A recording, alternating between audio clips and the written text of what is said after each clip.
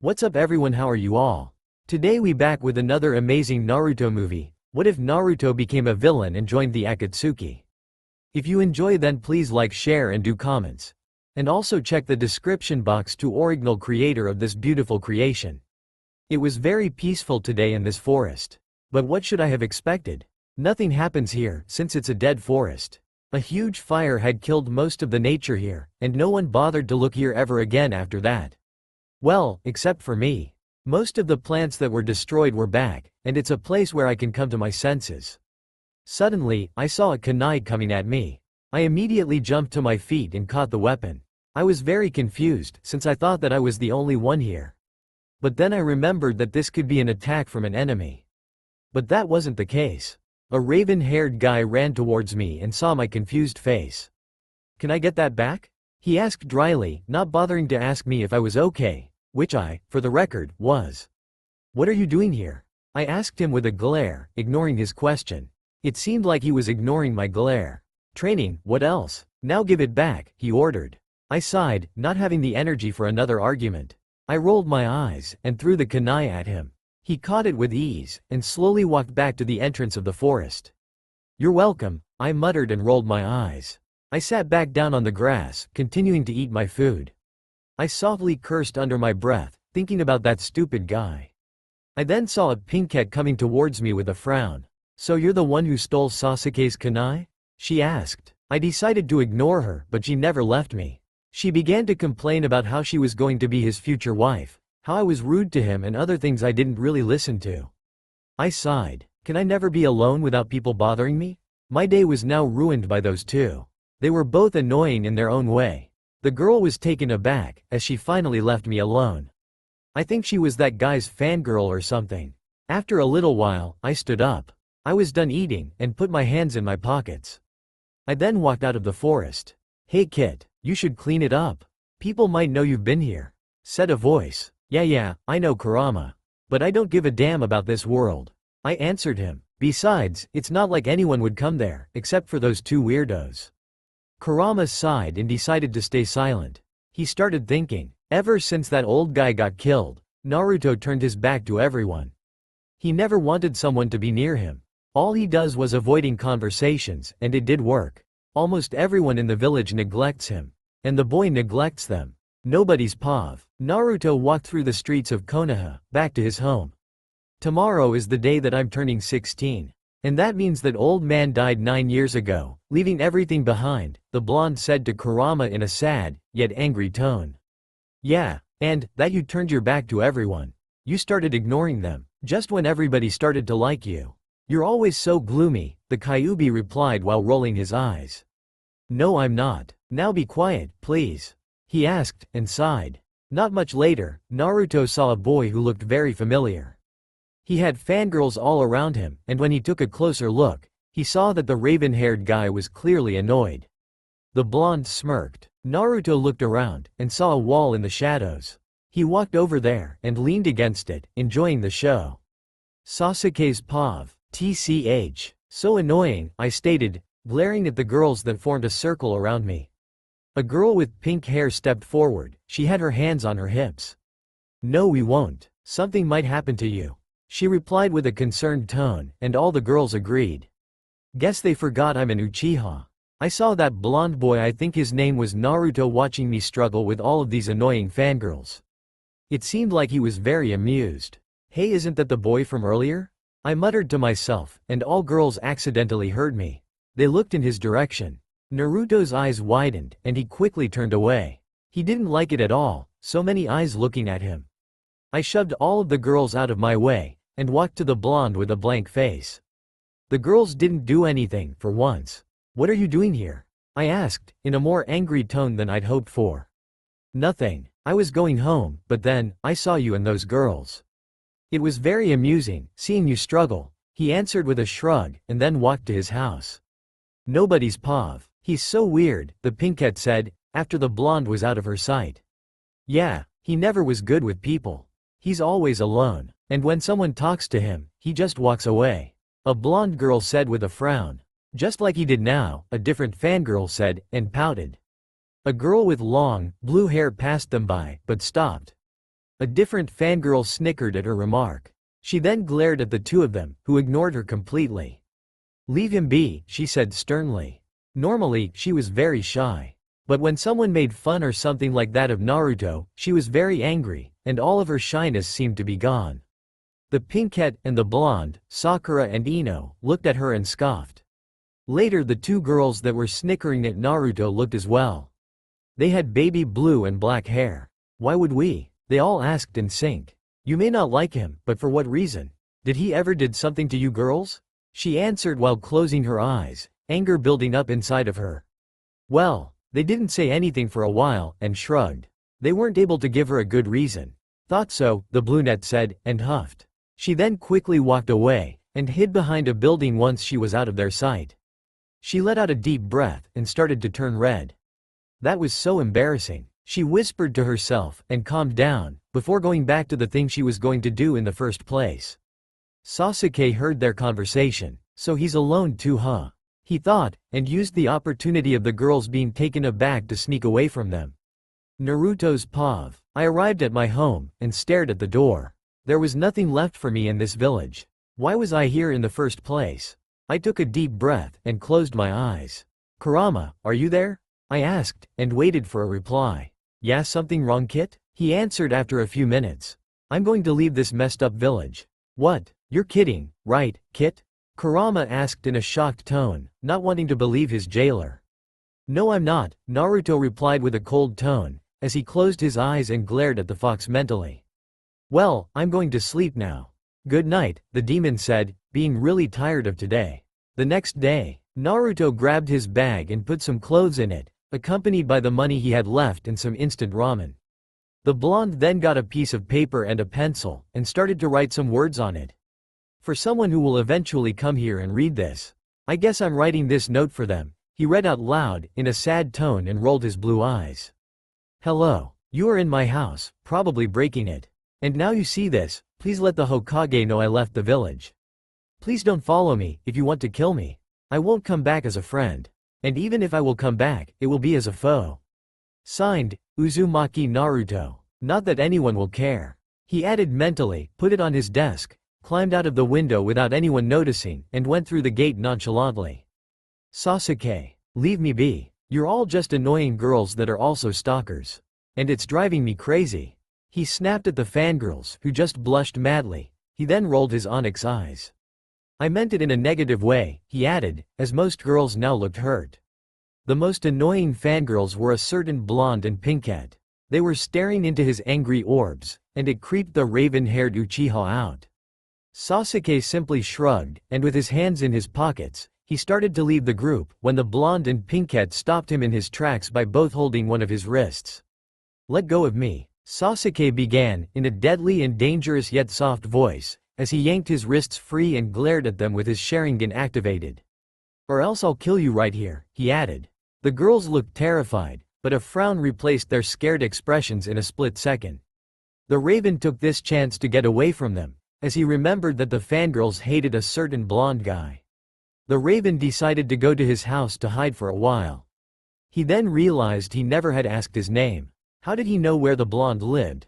He just happened to see the jailer of Kurama every now and then on the streets, and always sees him at his apartment when he tries to hide from the oh-so-annoying fangirls. The lights were always on, and the blonde always used to look at him in amusement. But now, he wasn't there. Sasuke decided to knock on the door, to see if something happened. But no one opened door. Sasuke cut through the lock with a kunai he had in his pocket and knocked down the door. He took a good look around. The house was a mess. It was really dark, the lights were broken, the floor was dirty and his carpet was stained with dirt. The bathroom smelled like it had never been cleaned and the kitchen was worst of all. There were cups of old instant ramen everywhere, and the cabinets were about to come down. There were spider webs and dirty stains everywhere. The knives and forks he owned were rotten as well. It was one big chaos, and it didn't take a genius to figure out that the blonde never cleaned his house. Upon looking around, Sasuke found a small note on the blonde's desk and picked it up. "What's this? A note from him?" the Raven muttered to himself as he started to read it. He was surprised, to say the least. Sasuke left Naruto's house and made his way to the Hokage's office. He then laid down the note on her desk, and told her to read it, which she did.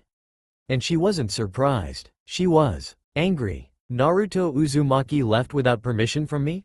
she said, the anger more visible in her tone with every word she spoke. Edited until here BCUZ. It's 12:33 a.m. He can't just go and desert the village. He belongs here, in the Hidden Leaf. Sasuke, do you know where he's heading? What he's going to do? If he's going to betray us, I have no other choice but to send him to prison. She said, "Calm down, Lady Tsunade. You're jumping to conclusions too fast." Kakashi said while reading his perverted book. "I am calm, just a bit shocked. Now, Sasuke, get your old Team 7 here," she commanded. I did what she said and went searching for *gulp Sakura and Sai. Nobody's pav. Naruto left? For what reason? Sai asked. To betray the leaf, obviously. But I don't know why he wants to do that. She answered. Well, I do know. People in the village say every day that he's a monster. He doesn't have any friends, he says. But I think he's a friend of mine, even though we didn't talk a lot. The raven answered. Really, Sasuke? Sakura was a bit annoyed. He seemed like a nice boy, but he doesn't talk to us. All the teams of our generation tried to make friends, but he keeps hiding from us. Like he was scared, as if we also saw him as a monster. But we don't. We only want to make friends with him, but he only doesn't see it. The ex-Root member said. So that's his reason for leaving. Tsunade had an angry look on her face. What is his reason? The pinkette asked. He felt lonely, betrayed, like an outcast. He thought he was all alone. He was running away from himself. The Hokage answered. The pink-haired girl looked at the ground. What did I do? She mumbled. The other members glared at her and then narrowed back at the Hokage.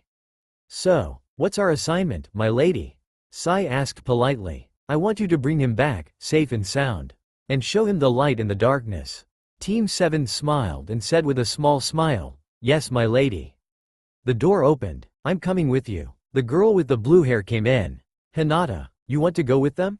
Do you have a reason? And permission from your father? The Sannin asked. Suddenly, Shikamaru, Lee, Neji, and Ino came in as well. We all do. It's our fault for not helping him. We need to do this. We are his friends, Shikamaru said. She has permission because her bodyguard is her, Neji said proudly. The Hokage smiled. Okay then, Hinata Hyuga, Shikamaru Nara, Rock Lee, Neji Hyuga, Ino Yamanaka, Sai, Sakura Haruno, Sasuke Uchiha and Kakashi Hitaki. I trust you guys to help him. Now, go, she said. They all left, and an old man with white hair came in. So, you remember what I said about the child of prophecy, Tsunade? He asked. Yes, I do. We didn't know who he or she was, right, Jiraiya? She answered. I found out who it is.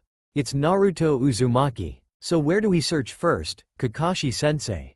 Sakura asked. They were all tree-hopping. I don't know. Stop for a second. He made a few hand signs. Summoning jutsu. Pakun. That was his name, right? Do you smell Naruto's scent? He asked the dog. Well, it's faint, but yes. I do. Follow me. Neji. Hinata. Can you use your Byakugan to look for enemies? Kakashi asked. Yeah, answered Neji. Yeah, okay, I'll do my best, answered Hinata. Then, Sasuke. Naruto won't come with us, because he doesn't trust us is my guess. Can you put him under a genjutsu if we find him? Sasuke's eyes widened. Is that really necessary? He will only get more suspicious about us. Kakashi nodded. Yeah, you're right. Then, do it only when it's really needed. Sasuke nodded. Sai, can you and Ino look for him in the sky? If you see him, I want Ino to use telepathy and give us the coordinates of his location. Sai drawed a bird and jumped on top of him. Then he lifted Ino on the bird too. Ino blushed. Then they flew away. What can I do, sensei? Lee asked. You and Sakura are very strong. I want you both to be ready to fight Naruto if necessary. Shikamaru. You capture Naruto with your shadow strangle jutsu so Sasuke can put him under his genjutsu. Yeah, got it, he said. They all followed Pakun for a while. His scent is getting stronger. He's nearby, Pakun said. Naruto's pav. Hey Kit, wake up. Leaf Ninja are nearby. Kurama said to the sleepy Naruto. Really? Can't they just leave me? Now I only hate them more. I asked not to follow me. He stood up and runned away to the north. They are really close. Hurry up, Kit. The Kyuubi started to put pressure on Naruto. Naruto grabbed his kunai and some shurikens, ready to throw when necessary. Sasuke's pav. Suddenly, we all heard Ino by telepathy. You guys, we found Naruto. He's up ahead. If you speed up your passes with 2%, you'll get him. She sounded very excited. Okay, you heard her. Kakashi and the others speeded up and saw Naruto in front of us, and then he turned around. Nobody's pav. Why did you follow me? Naruto sounded very annoyed. Ino and Sai came down. Because you belong to the hidden leaf. Sakura answered. No, I don't, and I never did. I don't belong anywhere, but you guys are too blind to see it. He said cold. He had no emotions at all in his voice anymore. You're too blind to see that you're wrong. Shikamaru was ready to capture him. So what if I go back? You want me to suffer again? Woa Leaf Ninja are so nice to me. He said sarcastic and shaked his hands, jazz hands. No, we don't. We just found out how you suffer, Ino tried. Naruto laughed insane. You? Know how I suffered? What a bad joke. Hello, I'm leaving Konoha. It's more than you know. He started to yell. He is really scared and mad at us. Sasuke whispered to Kakashi. Yeah, I know. Sakura. Lee. He pointed at Naruto. Sakura and Lee came at him. Sakura wanted to punch him, but Naruto grabbed her fist and threw her against a tree. Even attacking me. What a joke. He mumbled. Leaf Hurricane. Lee came at him. Surprisingly, Naruto dodged him and made some shadow clones. The shadow clones punched and kicked him. I don't want to go back. I just spoke to someone, he tried to say, but. Okay then. Sai, Hinata, Neji, Shikamaru, Sasuke. Kakashi pointed at Naruto. They all nodded. Ninja art. Super beast scroll. 2 lions came at Naruto. Hinata and Neji run behind him towards Naruto. Shikamaru was sitting in position, and Sasuke activated his Sharingan. Full force Kurama. Kurama formed a cloak on Naruto. Tailed beast bombs. 2 little tailed beast bombs pulverized the lions. Hinata jumped into the sky and Neji attacked him from the front, while Shikamaru sended his shadows to Naruto. What is it with you guys? Why do you want me back so badly? Just to make sure the world is safe from a Jinchuriki who is walking around freely. He yelled out of frustration. He jumped on a tree. No, that's not it. Hinata stopped Neji from attacking her crush. We want to help you, Naruto. Hinata said, with a sweet soft smile. Help me by attacking me. Yuha. Suddenly, he saw the shadow coming at him, so he jumped around the trees, trying to make a Rasengan. Then he jumped to Shikamaru. The boy had a stunned look on his face, but Kakashi protected him. Shikamaru's shadows came at Naruto. Shadow Strangled Jutsu, completed. Shikamaru captured Naruto. Sasuke putted Naruto under a genjutsu. Shikamaru let go of him. Naruto almost fell on the ground, but Hinata catched him. We did it. Kakashi sighed. He took over Naruto from Hinata. I'm sorry, Naruto. We cheated, didn't we? Says Shikamaru after some time. Hinata nodded, but it was the only way. Otherwise, he would just run off again. So, what are we going to do with him when we are back in the leaf? Sakura asked. We'll bring him to the Hokage. She will handle him. Kakashi answered. Time skip to the leaf. Dash. Kakashi knocked on the Hokage's door. Come in please, Tsunade said. Kakashi tied Naruto up in case he would run away again. Sasuke released the genjutsu. Naruto looked a bit confused. Nobody's pav. Slowly opened Naruto his eyes. He felt a bit dizzy and he saw blurry. When his sight got sharper, he saw the people who he battled standing in front of him. He got scared and wanted to run away, but he couldn't since he was tied. Let me go. Naruto yelled and panicked. Sasuke walked up to him and laid a hand on his shoulder. Don't worry, Naruto. We didn't take you back to let you suffer once more. My name is Sasuke. This is Sakura, Kakashi, Sai, Ino, Shikamaru, Neji, Hinata and Lee. He pointed at the persons while saying their name. So what? Naruto tried to escape. We are gonna be your friends from this day on. Naruto's eyes widened. He stopped trying to escape and looked to the ground. He started to cry a little. What are you talking about? I don't need you or anyone else. I have myself. Sasuke rolled his eyes. Then why did you left a note at your house? You wouldn't do that if you didn't want someone to be here for you. You hoped that there was someone still looking out for you, weren't you? The blonde closed his eyes and thought about it. I don't know. He closed his eyes and acted unconscious so everyone would leave. Let him rest a little while, said Tsunade. Everyone got out of the office, also the Hokage. Naruto waited for 2 minutes longer and then opened his eyes. Hey, Kurama, can you cut the ropes? He asked the Kyuubi in the mindscape. Yeah, of course I can, Kit. I even was already working on it. Naruto got out the mindscape and escaped through the window of the office. I don't give a damn about them, he said while smirking like a maniac. He got out of Konoha for the second time and run trough the forest. He had someone waiting for him. Someone who could help him destroy Konoha and with everyone in it. He thought about Sasuke, which made him mad. And then all those other people. Their smiling faces. How can they smile like that? The boy was even more mad. Time skip to a hideout. Naruto sighed. He saw a cave and walked downstairs. Hello, snake guy? Where are you hiding that stupid face of yours? Naruto yelled, trying to let him show himself to the blonde. But instead of him, a boy with giant glasses and light blue hair stopped in front of him. I'm sorry, but Lord Orochimaru isn't here right now. He's trying to find his new recruit. Konoha captured him a little while ago, he said with a very annoying voice. Yeah, that was me, he answered. Then tell me what happened.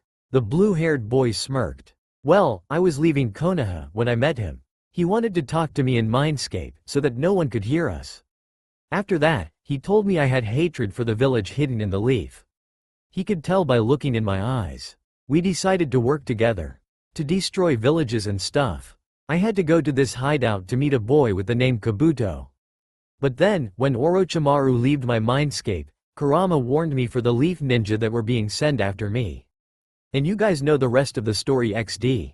So you're Naruto then. I'm Kabuto, Lord Orochimaru's right hand, he said proud. On that moment, Orochimaru appeared in front of the boys. I knew you'd be here. I sensed your chakra. You are very strong, escaping from Konoha without being spotted. You have my respect. Naruto rolled his eyes. Like I care about respect. I want burning houses, dying villagers, begging shinobis. You promised me I would get that, right? Naruto asked with a killer look on his face. Yeah, I did. But first, you need to rest. You like tired. And after that, we're going to train to make you stronger. Villages don't go down that easy, answered the snake. His nickname, from now on. Sasuke's Pav. It has been 2 hours since we left the office. It has been very quiet in the office. Too quiet. My lady, can we check on Naruto now? I asked her. The Hokage closed her eyes and smirked. Don't you want to let him rest after what you guys did to the poor blonde? Sakura and Ino chuckled. Yeah, I want to let him rest. It's just been too quiet in there. I said, I feel the same way. Neji walked over to me and the Hokage. You do, Neji? Now she was getting worried. Now I know how Naruto must have felt. Yeah, I couldn't sleep if I were him. Taken by strangers, and then sleeping like a little girl.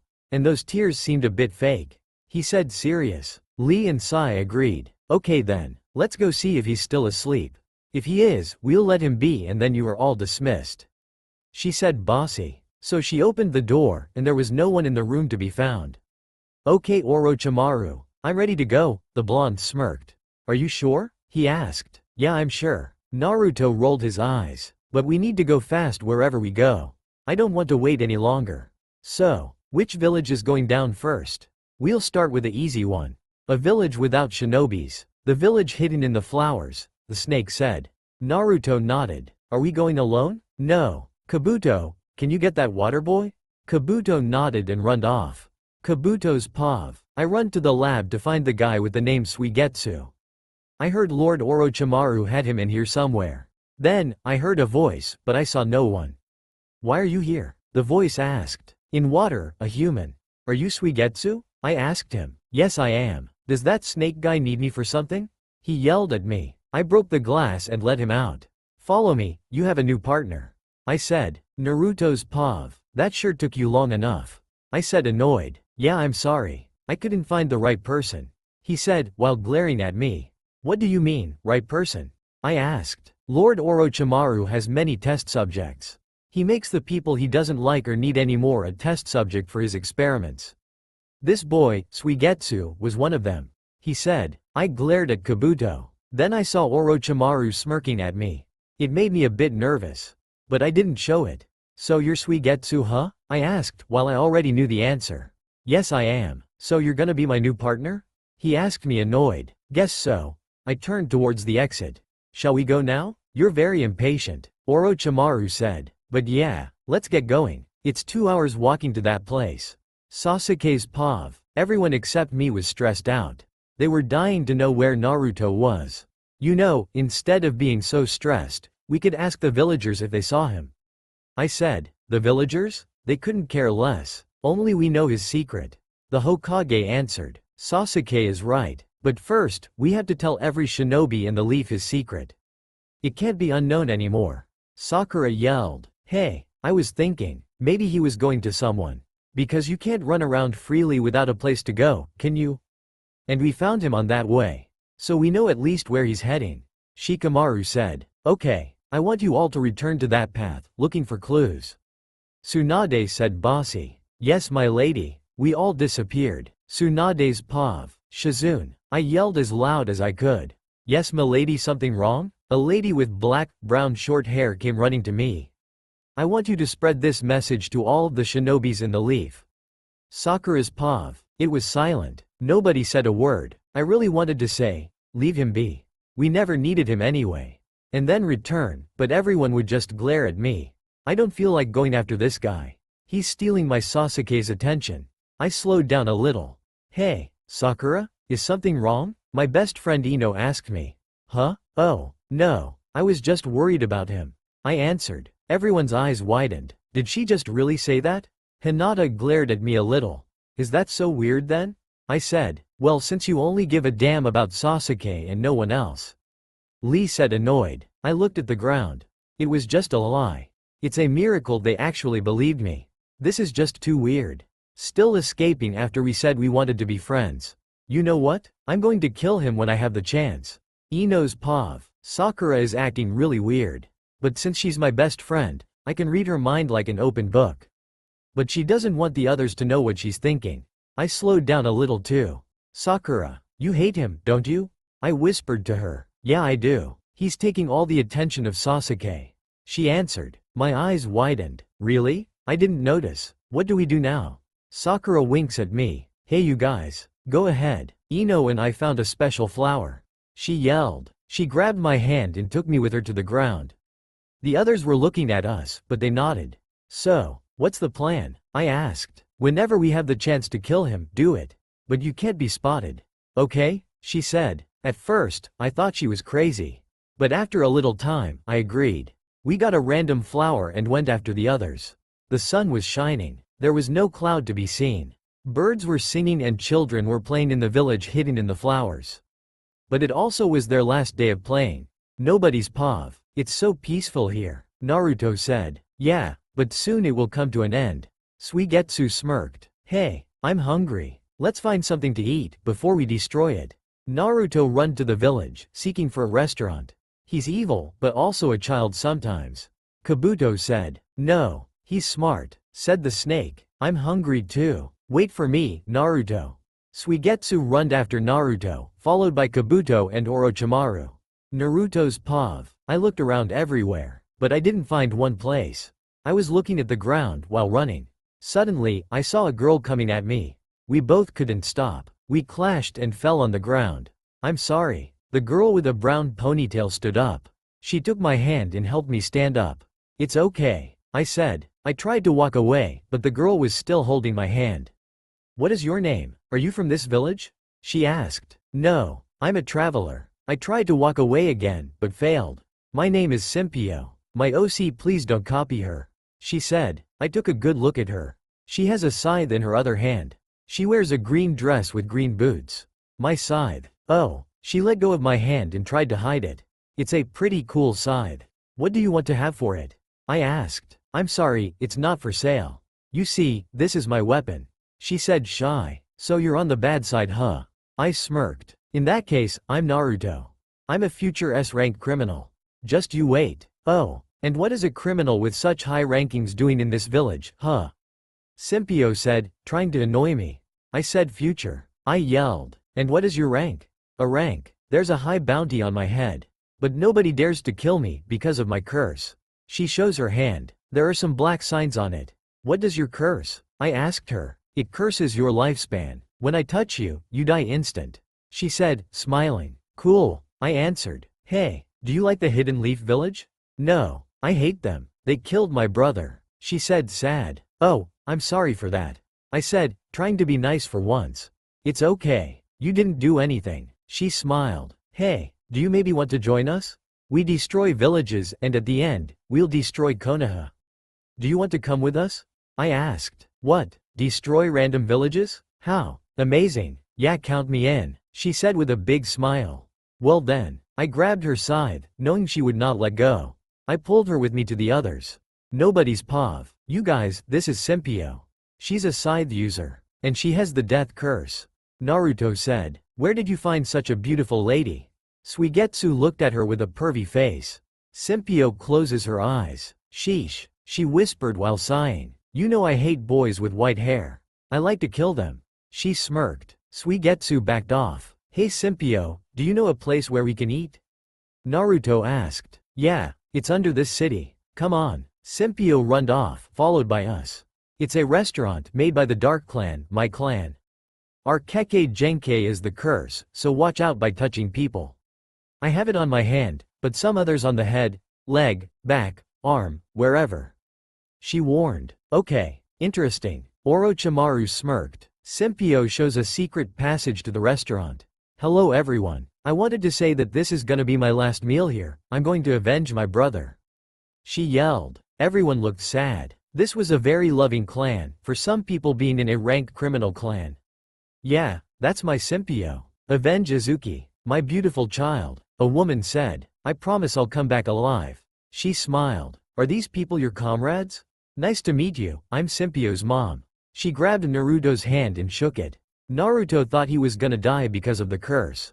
Don't worry, my mother has it in her neck. And another thing, they start with the Hidden Flower Village. Simpio said. Oh, we don't mind. If it's destructed, we can build our own village here. The village hidden in the ash.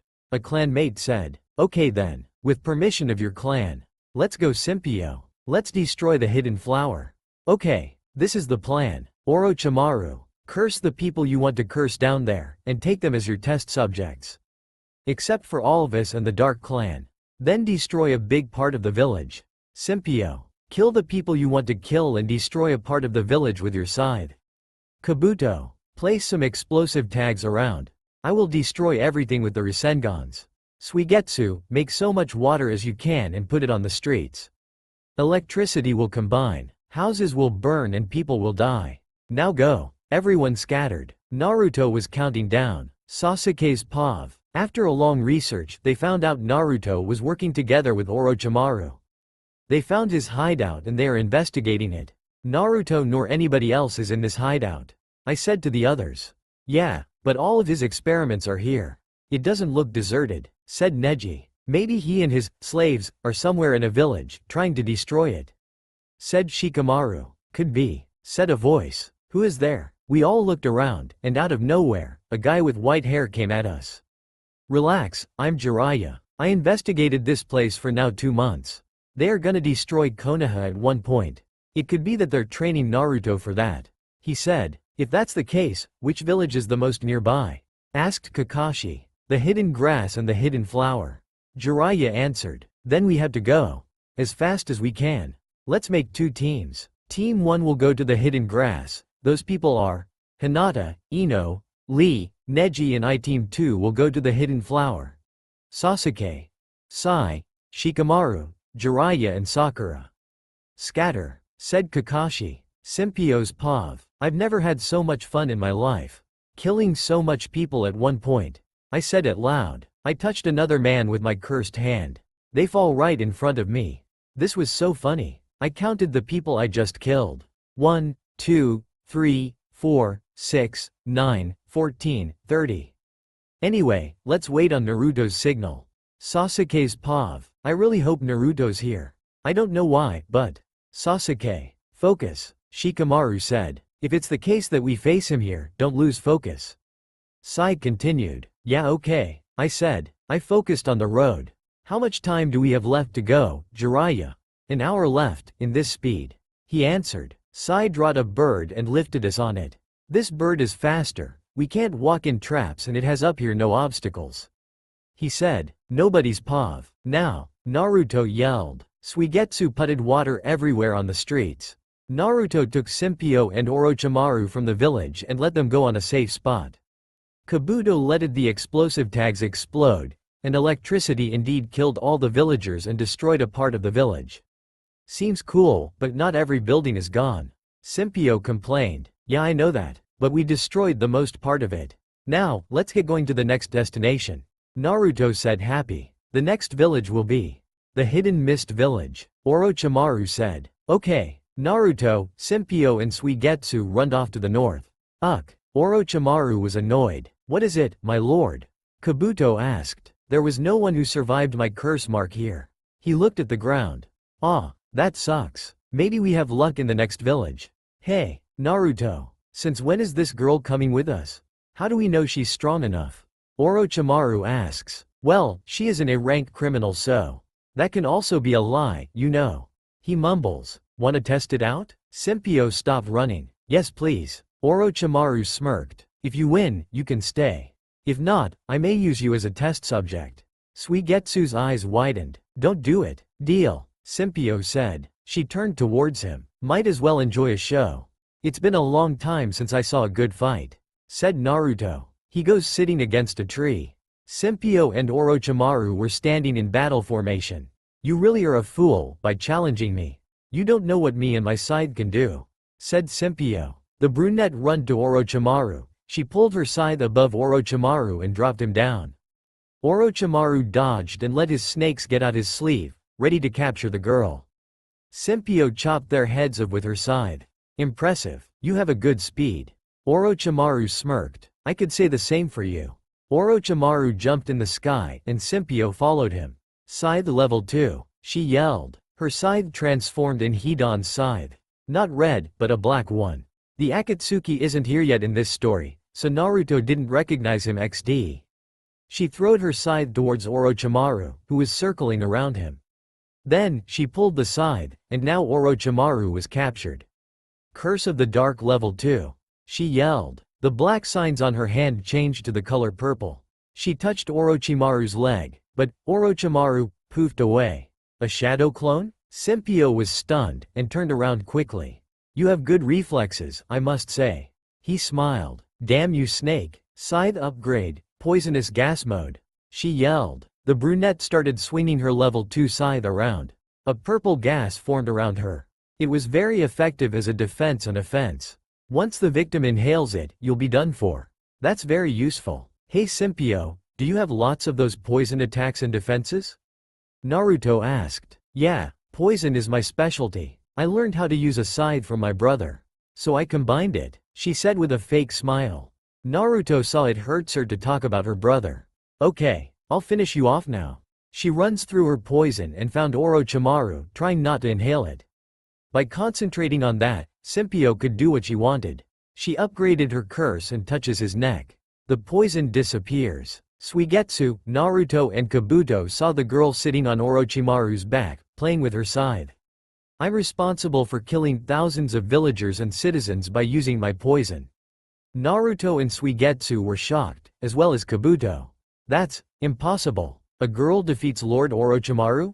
His mouth is wide open. Nah, I couldn't beat him. That poison move what I used is my last save. I've never used it before, even though I have lots of moves with poison. She admitted. So, I guess I should get it out his body, huh? She stood up and made a few hand signs. Then the poison came out his mouth. She was bending it. We've lost enough time. Kabuto, wait for Orochimaru to wake up. If he does, tell him to come to the Hidden Mist Village ASAP. Suigetsu, Simpio, we're going. Right, said the girl. Roger, said the boy. Sasuke's pav. Finally, after an hour, we saw a destroyed village, with only a few humans who were coming out of the ground. We decided to inform the others to come here, and then we walked up to the people. They were not scared, they had smiles on their faces. Who are you people? What happened here? I asked. Our daughter and her blonde friend did this. They smiled happy, some of them were laughing. My name is Uenori, I am the proud mother of my daughter, Simpio Dark. We are the Dark Clan. She said. And why are you people so happy?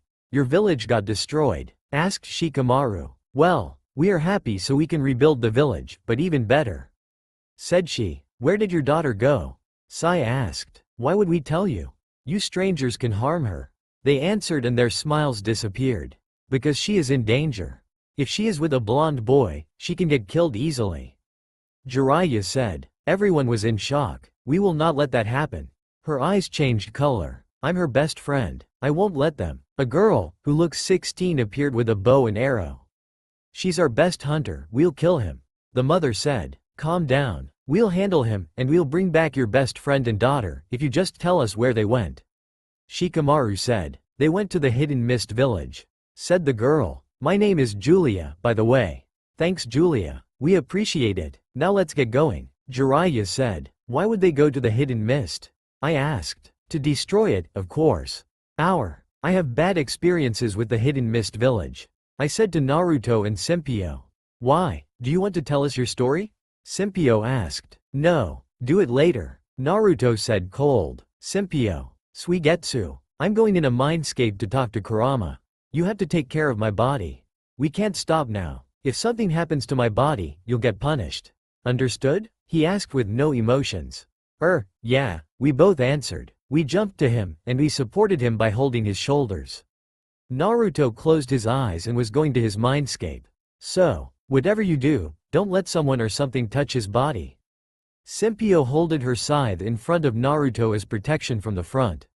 I nodded and holded Zabuza's sword behind Naruto as a shield from behind. Naruto's pav. Kurama, what did you want to talk about with me? I asked my tailed beast. First, give your group a name. If people ask for your names and you don't want to, it'll seem suspicious. And if you give all your names, the leaf will find out.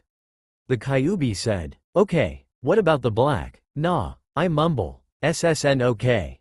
Too hard to say. The bandits. Nope, doesn't fit. Kurama rolled his eyes. Call it Yugen, he said. Why would I? I asked. Your ultimate group of nightmares. Yugen. Kyuubi answered. Yeah, okay, sure. Something else you wanted to say? Because I don't trust them with my body. And I have to destroy as much villages as possible. They have to feel it. The feeling to have nothing at all. Kurama felt my dark aura surrounding me. Kid, calm down. Your hatred is taking over. And, it isn't mine. It's yours. Well, I don't give a damn. I want them to beg for mercy. Right in front of me. And if they do, I'll kill their beloved so that they don't have anyone. My eyes widened and there was a big insane smile on my face. Kurama raised an eyebrow. Kid, calm down. I couldn't. Something else was taking over, and it wasn't my tailed beast. Then what was it? Blood will be shed. That will become my blood. Tears will fall down. I'll drink those salt tears. The screams will be my candy. The fire will be my house. The ash will be my soap. I laughed insane. Kid, I saw Kurama get mad at me. Get a hold over yourself, would you? He yelled at me. I didn't say anything. My blue eyes turned red. But how? Kurama didn't take over. Damn, kid, you're losing yourself too. Your heart. He yelled, but now his voice was a bit trembling. My heart? You mean, my true self? I don't have a heart. My heart is replaced with nothingness. My true self said. Damn, I don't have control over it. But, it's not like I want to control it. Naruto's true self get out his mindscape. Nobody's pav. Okay, let go of me, fools. Naruto said cold. Oh, you're back. Simpio let it go of him. Yeah, glad. But what's with the fools in all of a sudden? Suigetsu asked. I can talk to you how I want. You guys are my servants after all. Naruto said. What the no, I'm not your servant. I came with you, only because you are nice and you also wanted revenge on Konoha. Simpio said mad. I'm your partner. We're equals. Suigetsu said annoyed. Well, I'm not nice, little girl. And I don't see you as an equal to my powers, water boy. Naruto smirked. Unbelievable. I'm going to Orochimaru. Are you coming with me, Suigetsu? Simpio asked with a mad look on her face. Yeah, I'd rather be with him than with this guy. Simpio and Suigetsu turned around, wanting to go back to Orochimaru, but Naruto appears in front of them. He kicks Simpio in her stomach. She bumps against Suigetsu. They fall down on the ground. Hey, what's the big idea? Simpio tries to hide her tears. Servants are loyal to their master. They can't leave him. Simpio is holding her scythe in front of her and Suigetsu. Like I told you, I'm not your servant. Sheesh, what happened in your mindscape? Simpio yelled at him. Suigetsu glares at the blonde. Naruto's true self goes away. A lot of things happened there. I'm sorry guys, but that was my true self. My hatred, my emotions, my pain. Naruto looks to the ground. Your true self. So you're frustrated and you turn it back to us, is that it? Suigetsu asked. Yeah, I guess. I'm sorry. Can you guys forgive me? You're the only people I trust now. The blonde asked. I forgive you. Just make sure it doesn't happen again, okay? Suigetsu said. Yeah. Then they both look at Simpio, who's busy with her stomach. So much evil feelings. I never felt it before. It hurts, but I've never felt pain. My poison protects me normally.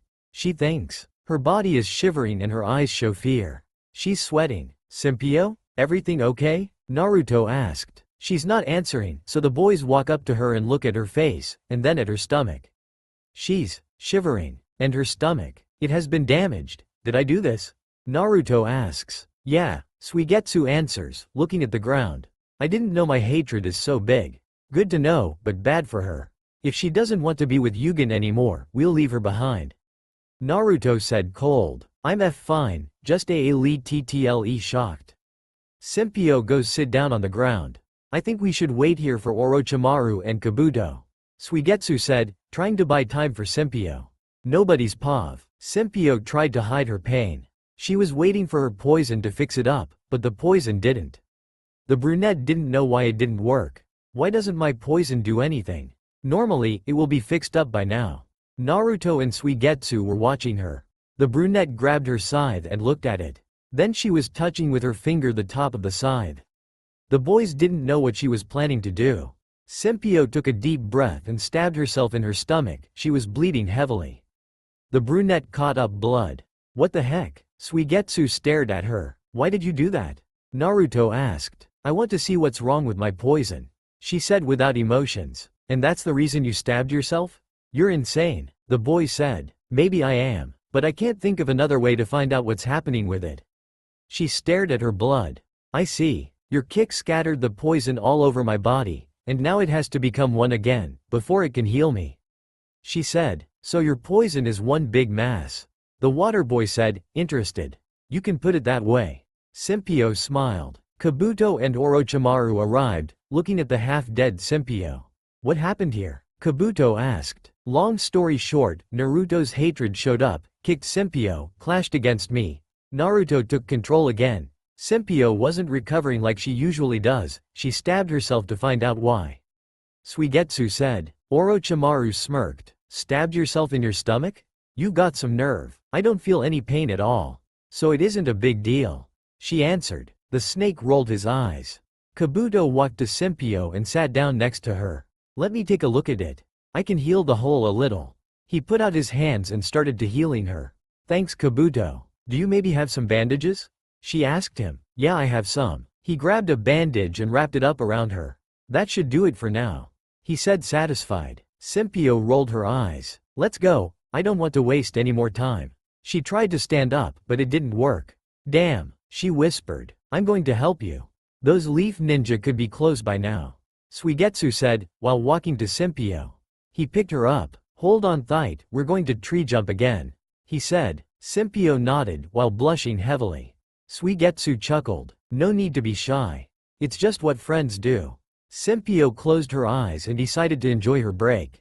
Time skip. It's getting dark, Naruto said. Then let's find a place to sleep. Suigetsu said, smiling. No way. We lost too much time. I want to continue. Simpio said, a bit annoyed. Kabuto and Orochimaru agreed with Suigetsu. They went to a little village with only 10 inhabitants. There was one inn, they went to sleep there. It was 2 a.m. when Naruto went to a small river near the village.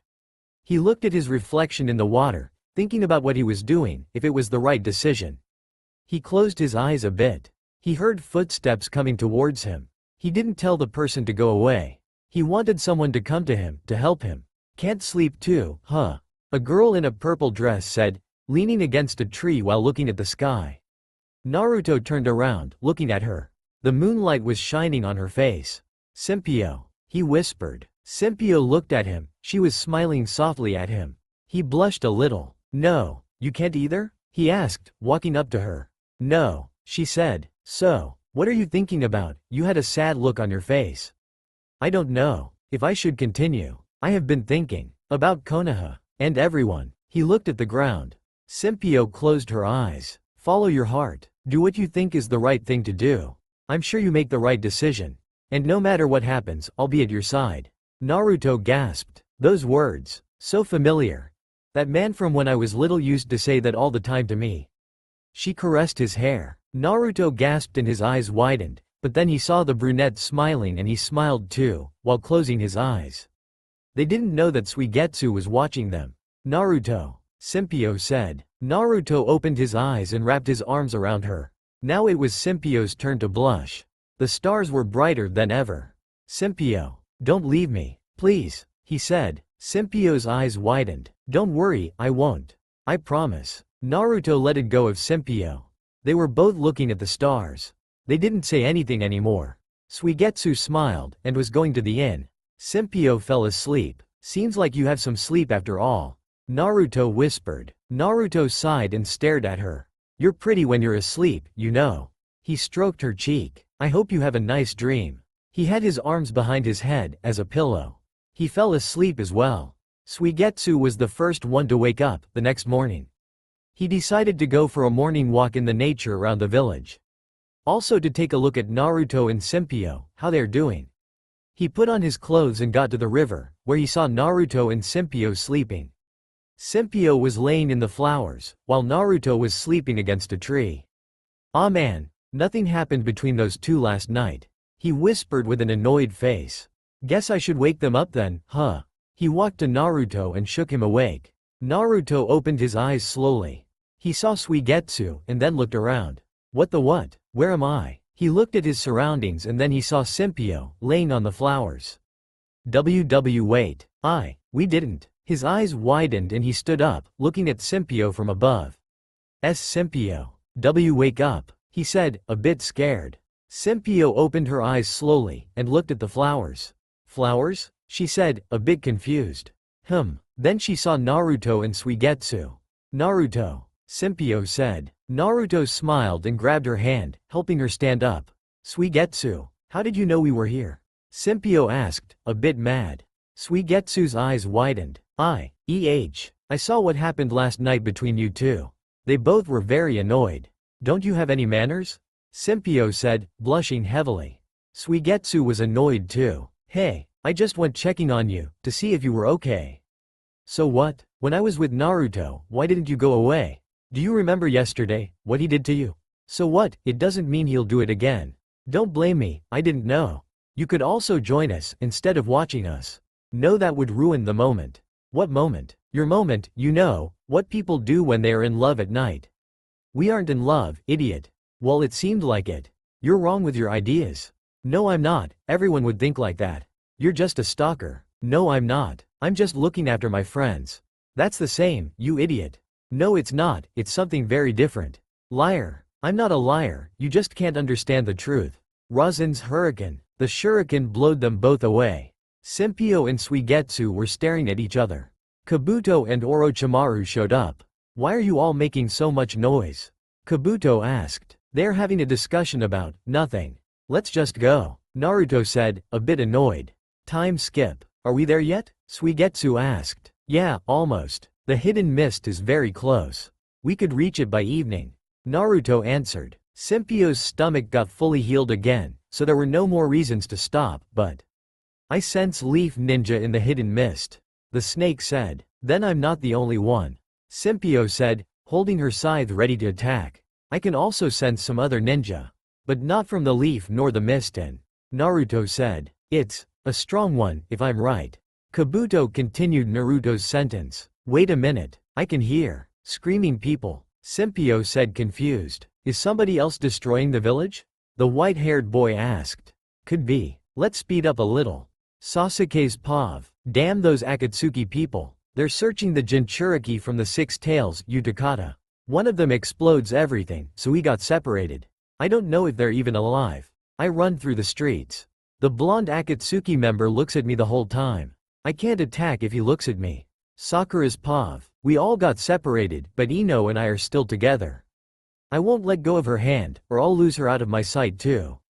I hope Sasuke's alright. Ino, we have to stop that Akatsuki guy. He's killing all those innocent people with his bombs. I yelled at her, trying to be audible, because everything is in chaos. I know that. If only Shikamaru was here, I could use my mind transfer jutsu. She yelled back. Nobody's Pav. Look at that. Team Yugen said at the same time. The Leaf, Mist and Akatsuki looked at them. Naruto formed a group. Sasuke whispered to himself. Who are you? Think you can interfere? Deidara said to them. We're here to help you destroy the village. Naruto said with an evil smirk. Nobody's Pav. What? Deidara looked at Yugen as if they were flying elephants. It's the truth, we can prove it with pleasure. Simpio said. No way. This village is mine. I may destroy it. With my art. He yelled at her. Simpio rolled her eyes and destroyed a house. Deidara glared at her. Sorry, you took your time. Now it's my turn. Naruto and Suigetsu followed her lead. Yeah, they both said. Sasuke was glaring at Naruto. He's so stupid. Simpio saw Sasuke glaring at Naruto and decided to talk to him. You guys handle this part of the village, I'll do the other side. She said to them. They both nodded. Then she jumped to Sasuke. Hey Deidara, want to lend us a hand maybe? Naruto said annoyed. Deidara bit on his lip.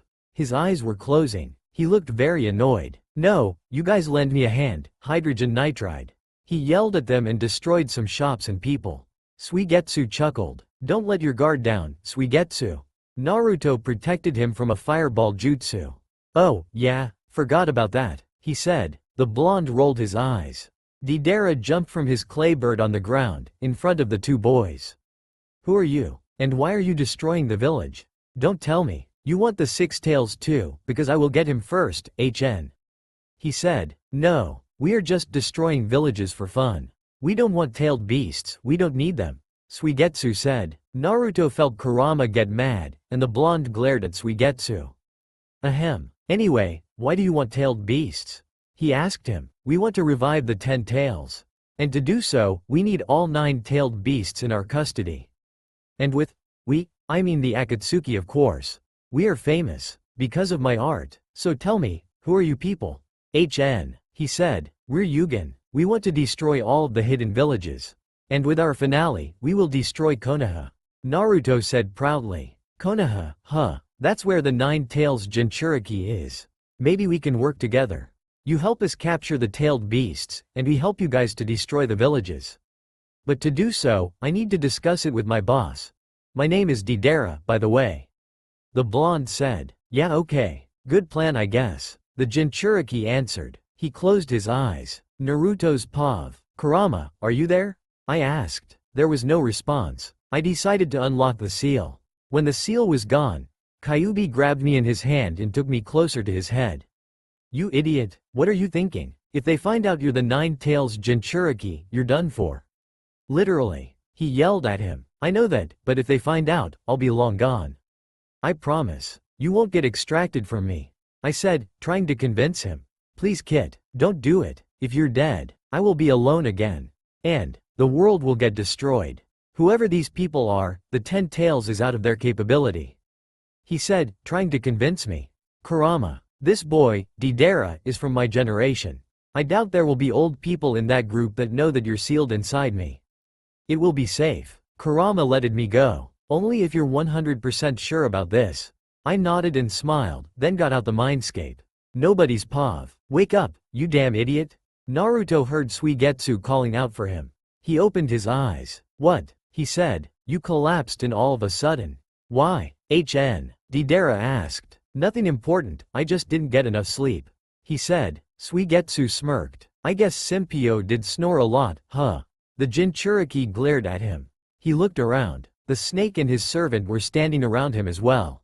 Mindscape, I guess, isn't that right? Orochimaru said.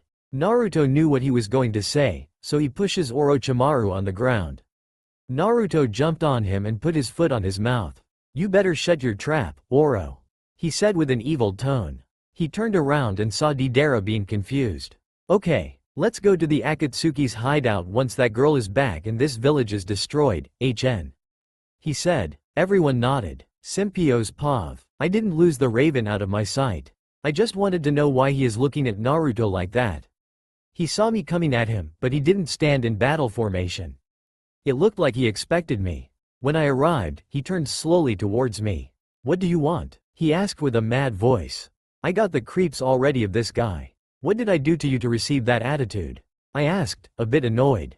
He closed his eyes. Well, to start, you are my friend's best friend it seems, and you are a girl.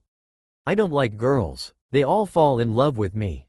Anyway, you're helping him deserting the village. What is bad for us?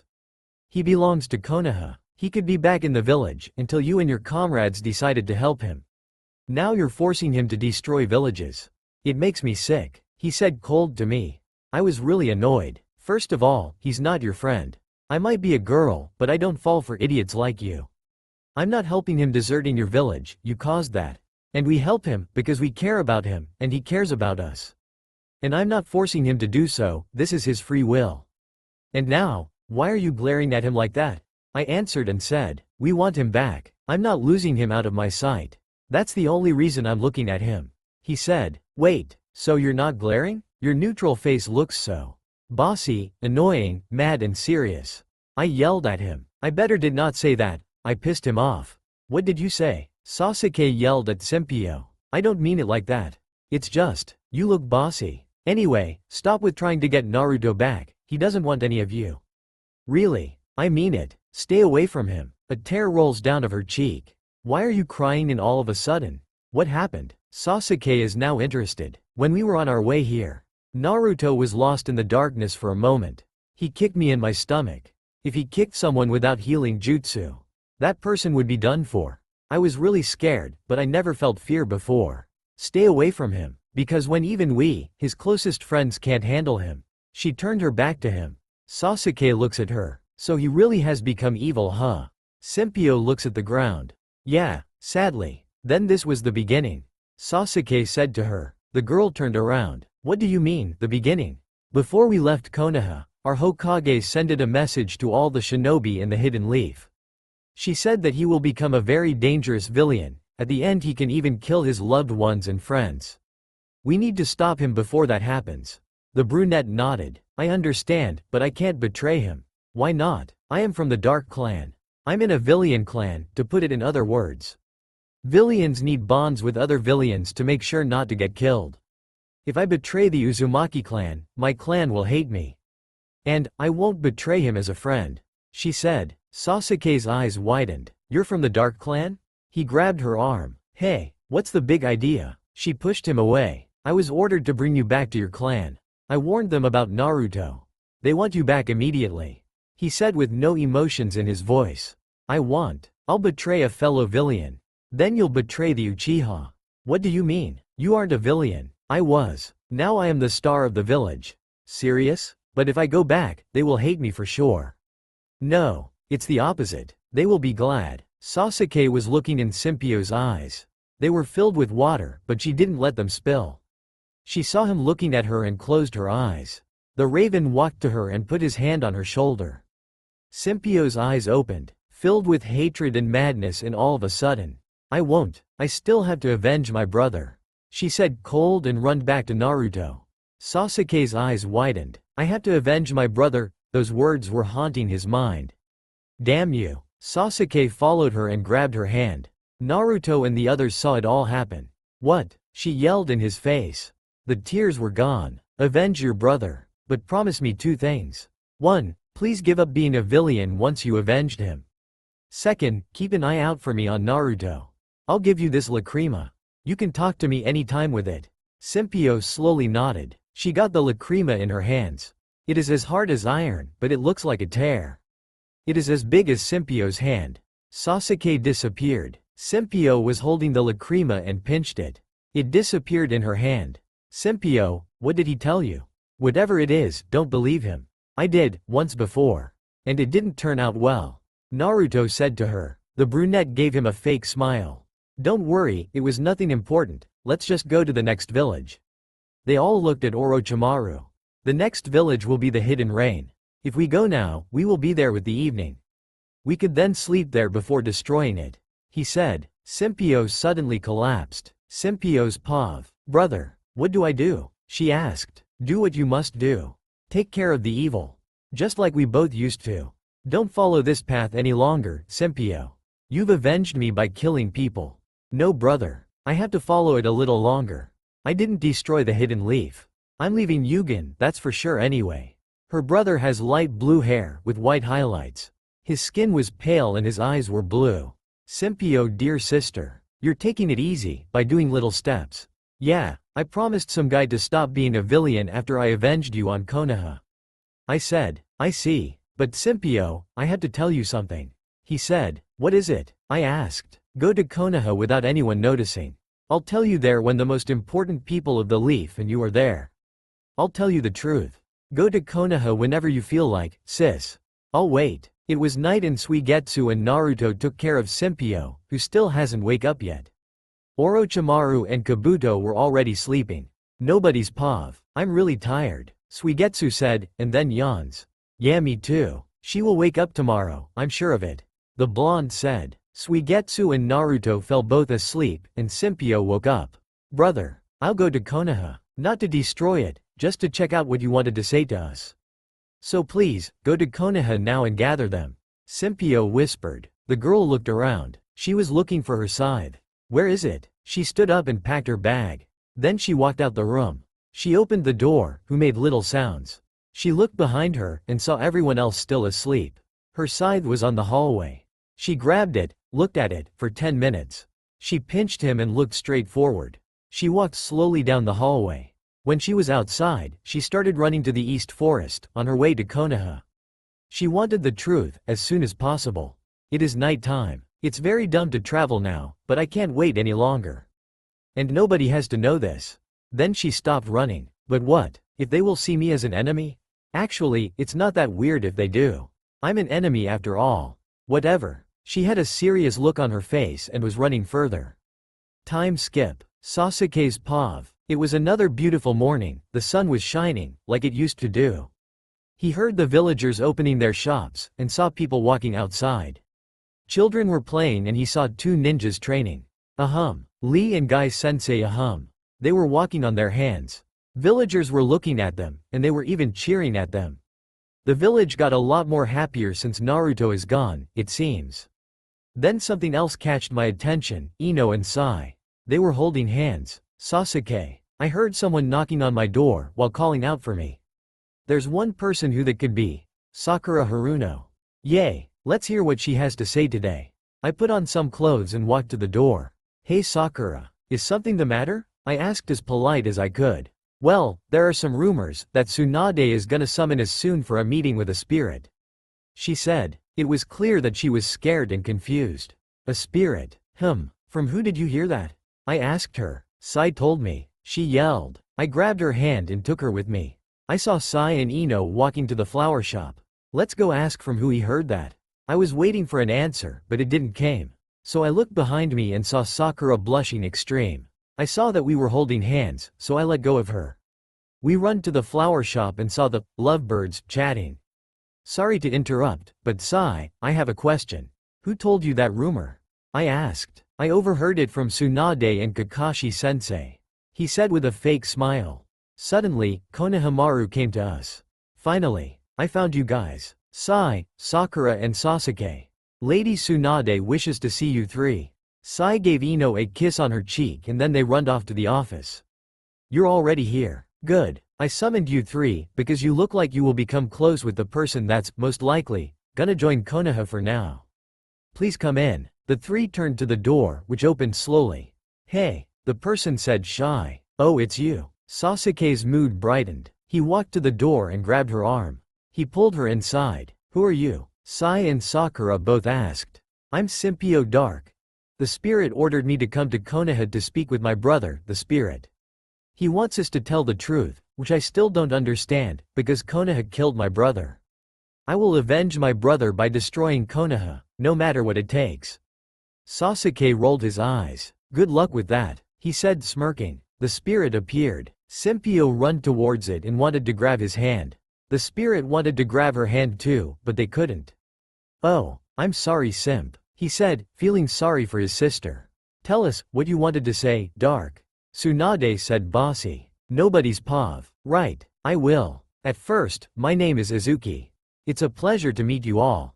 Everyone, especially Simpio, listen closely. It was 16 years ago when the Kyuubi attacked the Hidden Leaf. Back in those days, the Hidden Flower and the Leaf weren't enemies. They were allies with the Leaf. So when the Flower Village heard they were under attack, we went to Konoha to help them. We were in time, so we all fought against the Nine Tails. I was with them. I was only 6, but I was a Junin. I was Itachi's best friend, back in those days. So I learned a lot from him. He was with Sasuke, so he couldn't fight.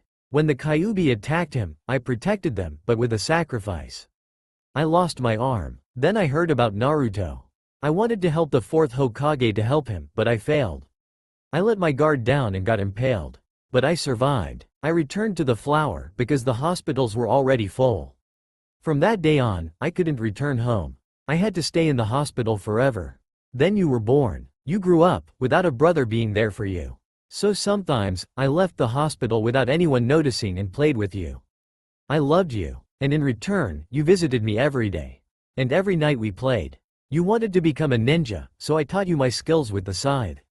And then, before I knew, you were 10. My condition became worse. The wound from the Kyuubi killed me. But to prevent you from avenging my death on the Jinchuriki, I told it was Konoha's fault. I said it, because I thought you wouldn't attack a village that's strong. Everyone believed me. Then the alliance stopped. I never got to say the truth. And then, now, there is Naruto. Naruto's true self is even more evil than the Kyuubi. Please stop him, I beg you all. I wanted to tell the truth a long time ago, but I couldn't because I was dead. But now, I am in heaven, and I got to say these things to you. I hope you will forgive me, but you don't have to. I love you, Simpio. He said and disappeared. Brother, I love you too. Simpio cried and she collapsed on her knees. Sasuke and Sakura hugged her. Sai looked at her, and then at the Hokage. So we have to stop Naruto no matter what. Even if it means killing him. Sakura said. Sasuke sighed when he heard that. Simpio stopped crying and wiped her tears away. I know all of his plans. Lady Hokage, can I please join the Leaf? She asked, almost begging. Yes, I was expecting that. Now, tell us, what are the plans? He's going to destroy every village there is. And he will destroy Konoha at last. We have to stop him. He's becoming more evil every second. She said. Tsunade closed her eyes. I thought so. Thank you, Simpio. Now, you 4. You will form a 4-man squad. Go and stop him. Wait, there's one more thing. The Akatsuki. Yugen and that organization have an alliance. We have to be careful. And Orochimaru is with them as well. She said. You heard her. Now go. The Hokage yelled at them. Yes, milady. Sasuke, Sakura and Sai said. Simpio nodded. And bowed down in respect. They left, to find Naruto. Naruto's Pav. Damn, where did she run off to? I felt my true self coming up. Take it easy, she's not gone. Suigetsu tried to calm me down. How do you know for sure? I yelled, asked. Well, anyway, let's just go to the Akatsuki hideout. Then we'll go to the Hidden Rain and destroy it. We'll find her on the way. He said to me. I nodded. Very well then I guess. Akatsuki, here we come. Here we are. The Akatsuki hideout. Naruto knocked the door down. Can you be more interrupting? A guy said, with almost the same scythe as Simpio. They were extracting the 6 tails from Utakata.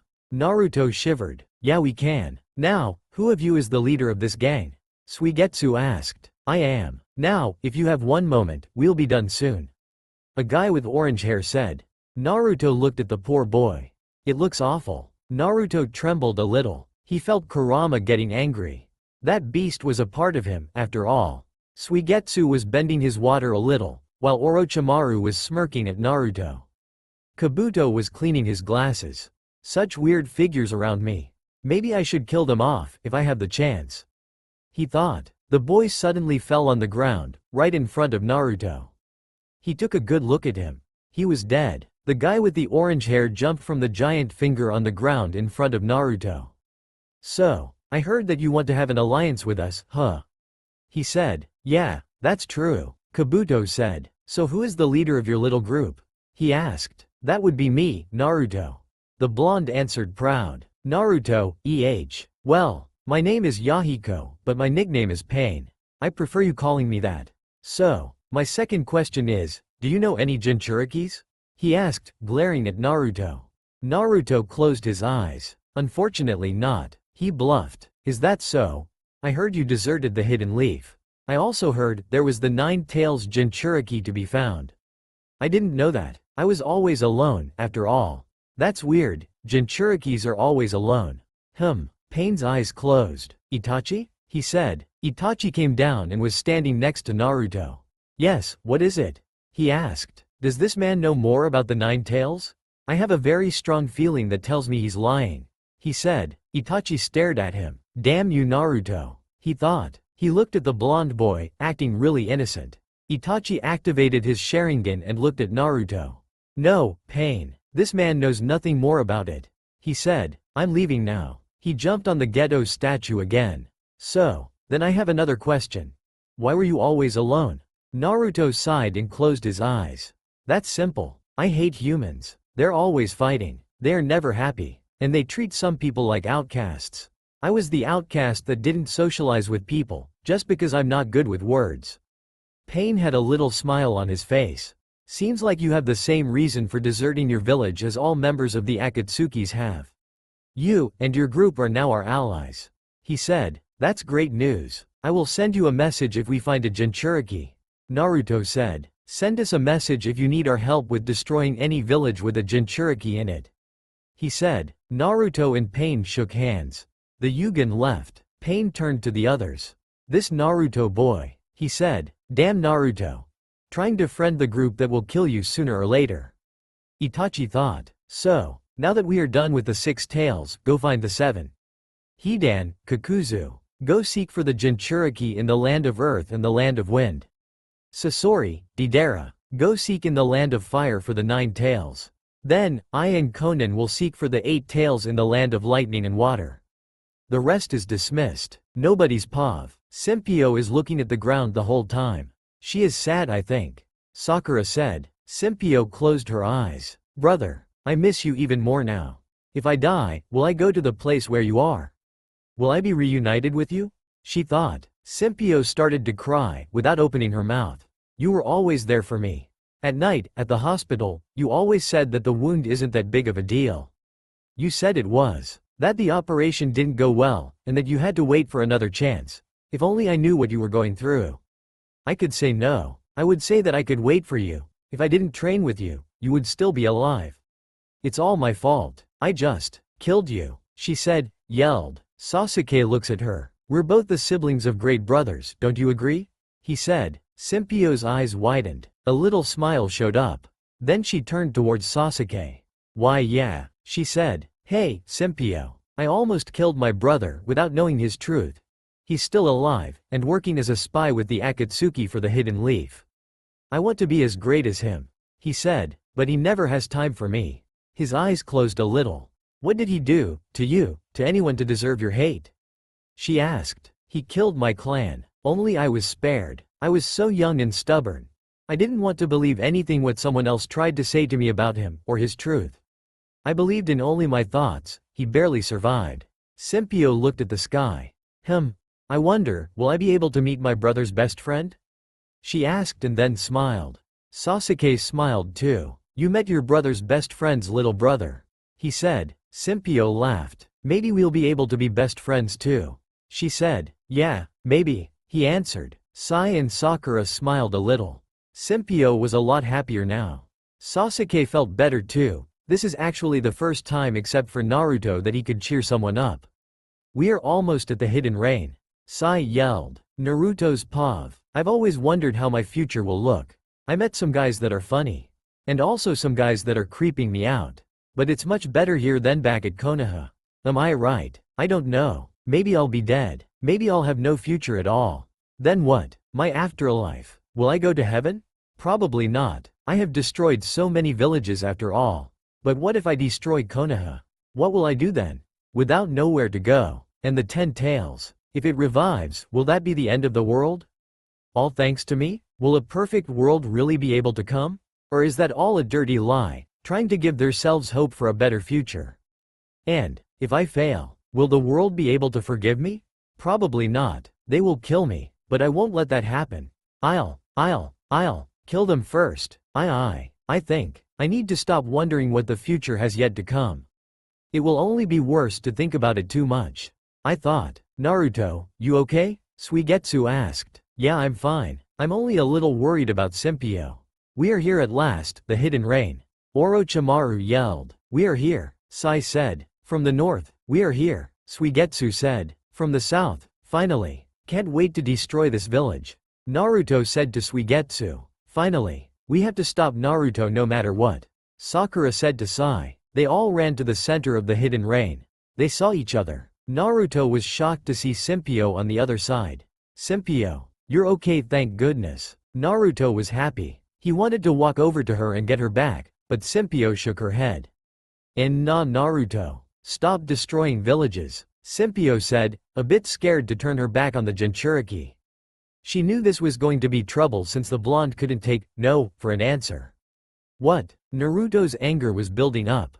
He bit his underlip. Destruction and sadness won't solve anything. It will only get worse. The world will fall, she said to him. Come on, don't do this. She wanted to take his hand, but he slapped her hand away. You traitor. Naruto looked right into Simpio's eyes. The hatred from before. Everyone. YUGON too. Get away from him, now. She yelled. Everyone gazed at her but did what she said. She wanted to get away herself, but Naruto was too fast for her. Naruto grabbed her arm. Let's have our fight somewhere else. The true self said. Simpio had a sad and angry look on her face at the same time. Simpio turned to Sasuke. He saw a tear rolling down her cheek. Then they disappeared. No, Simpio. Sasuke and Suigetsu yelled. They looked confused at each other. No need for explanations. You have the same reason as I do to be worried. Let's go. I can sense Naruto's chakra. Suigetsu said. The both of them disappeared too, hoping to be on time for the brunette. Sai and Sakura were looking at Orochimaru and Kabuto. I don't feel like fighting, Orochimaru said, bored while leaning against a building in the shadows. Kabuto rolled his eyes. Me neither, I'm gonna take a nap, Sai said, making himself comfortable on a stone wall. How can you take a nap when Sasuke is in danger? The pinkette yelled at her friend. It's Sasuke, no need to be worried, Sai said in a bored voice. He closed his eyes and placed his hands behind his head, trying to fall asleep. Oh, if I were you I should worry. A lot. Naruto's true self is stronger than me, Jiraiya and Tsunade together. Orochimaru said, smirking. Kabuto only grinned as he looked at the two enemies in front of them. Sai's eyes widened. Sakura's face was getting pale. Sakura grabbed Sai's leg and she ran off, following the path that Sasuke and Suigetsu took. They both heard Sai complaining about how she pulled him, without asking her. So, Lord Orochimaru, what are we going to do in the meantime? Kabuto asked polite, looking at the sky. Waiting for the ones that survive, I guess. Orochimaru chuckled as he summoned his little snake to play with his hand. Simpio's pav. Okay, I'm officially done for. I guess. But he suddenly grabbed my neck and pinched it. I was panicking, scared to die from losing breath. So I grabbed his hand and tried to pull it away from me. Naruto, is the only thing I could say. I don't want to fight you, I said, trying to stop him while I was struggling to get out his grip. Well, I don't want it either. But you have too much information about me. He yelled at me. Naruto let go of me and turned his back to me, walking away a few meters. I was standing in battle formation, just in case. I had my scythe ready to strike. Naruto, do you remember that time when we were looking at the stars together? We can do it again. Please, I don't want to fight you. I tried one last time. Well, that's unfortunate for you. He made a Rasengan and was coming at me, full speed. I was trembling. My body didn't move. I closed my eyes and waited for him to strike. But I felt nothing. I slowly opened my eyes. He was standing right in front of me. You know, Simpio. It hurts so bad. You're afraid of me. There were some tears rolling down his cheek, as he was pinching his orange jacket. I wanted to cheer him up, but I'm so scared. My mouth won't open and my body won't move. I was just standing there. I could only hope for my brother to show up and save me, but he's dead. Naruto sighed. His Rasengan disappeared. He slowly walked towards me. This is why I hate people I like. If they betray you, it hurts so bad. He spread his arms very wide. I was so scared. He came closer and closer and Simpio's pav, he wrapped his arms around me and cried, Naruto. I could move again. I wrapped my arms around him too. We were standing there for eternity.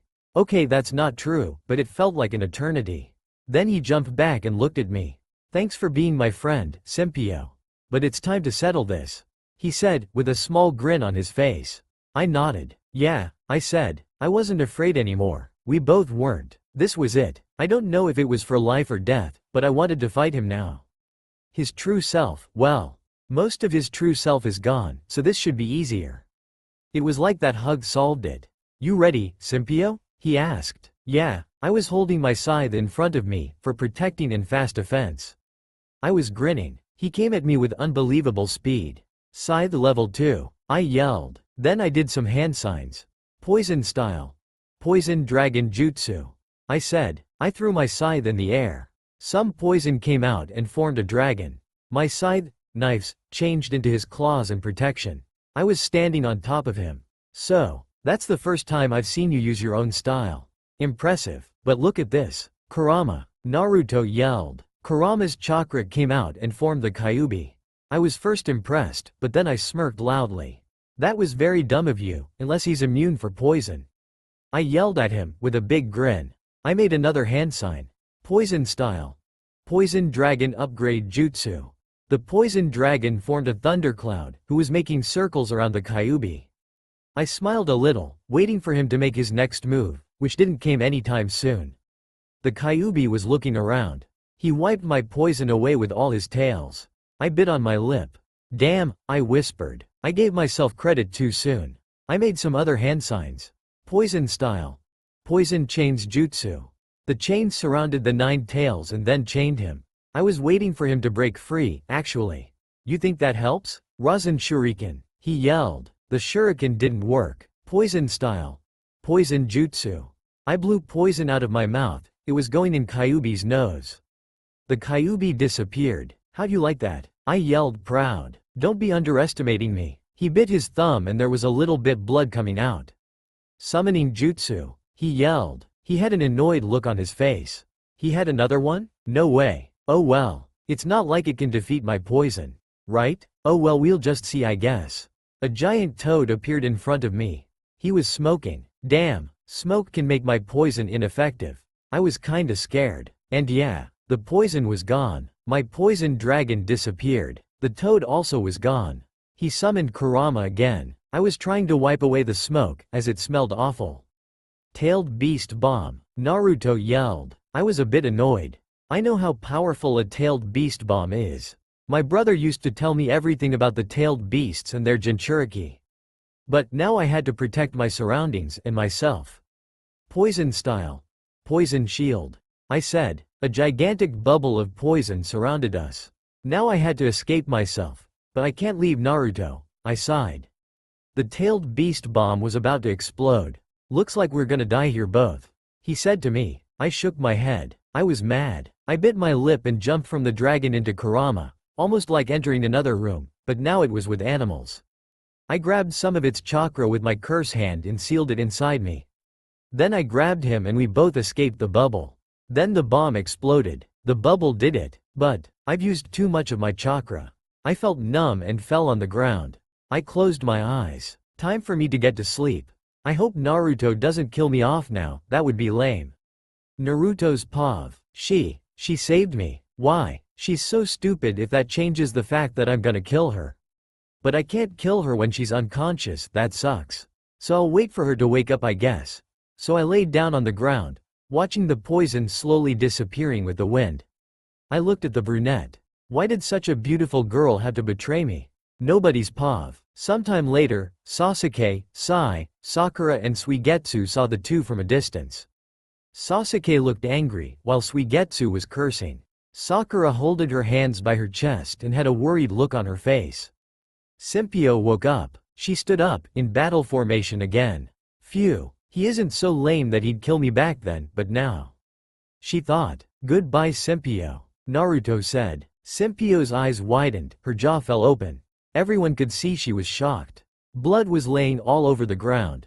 Shocked faces from the 4 bystanders. Naruto was holding Simpio's heart. Simpio was coughing up blood. It came on Naruto's face. Too. You. Simpio said. Naruto putted her on the ground. I'm sorry. Simpio. He started crying. Love. Why? Oh. Simpio tried to say something, but she was in too much pain. She was coughing up blood again. Simpio. Damn. Naruto punched a tree nearby. What did I do? He ran to her. Simpio. I really like you, he said while crying loud. Simpio gave a weak smile. Naruto. I love you, Simpio said finally. Naruto cried even harder. I am such a loser. I killed the one person I really loved. His tears fell on Simpio's face. Simpio smiled again. Naruto's face came closer to her face. Simpio pulled with the last strand she had, his face to hers. Then she kissed him. Naruto was crying harder, but didn't break the kiss. Sasuke was crying too. He ran towards them, to see Simpio awake for one last time. Sakura and Sai followed him. Suigetsu watched them. After 2 minutes, Simpio broke the kiss and smiled at all of her friends for one more time. Then she closed her eyes and said one more thing. I'm gonna be with you again, my dear brother. It started to storm. Sasuke grabbed Simpio's scythe, opened the girl's hand and pushed her weapon in her hand. Suddenly, a hurricane came towards them. There was almost no time to escape.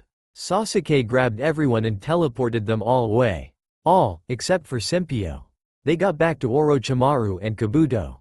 Those two were watching the faces of everyone. Seems like only one is dead, Kabuto said. Naruto and Suigetsu turned their backs to each other. Sasuke was sitting on the ground, while Sakura and Sai looked at the ground.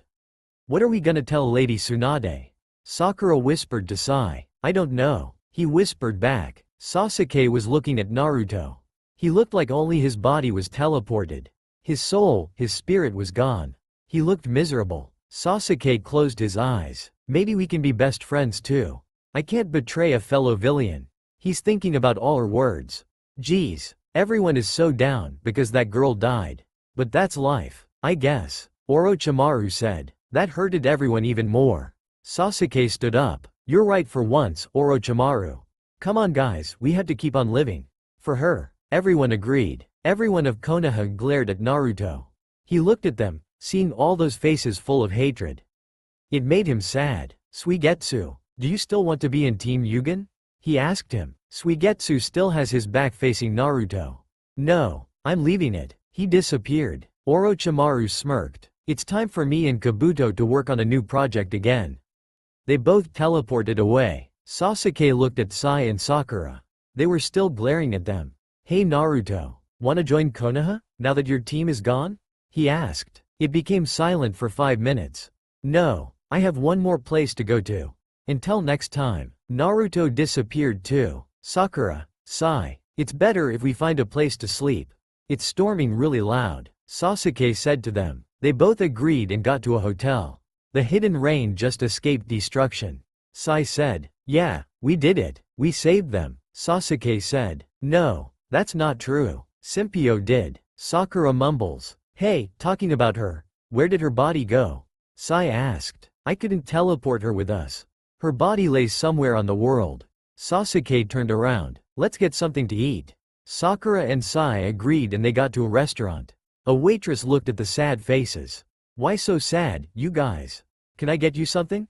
She asked. Well, a friend of ours died just a couple of hours ago and so she saved the hidden rain from being destroyed. Sasuke said. Oh my, what a hero must that girl have been. What is her name? Her name was Simpio Dark. Simpio Dark, huh? The second member of the great siblings of the Dark clan has fallen. Her brother has a statue nearby. He saved our village twice.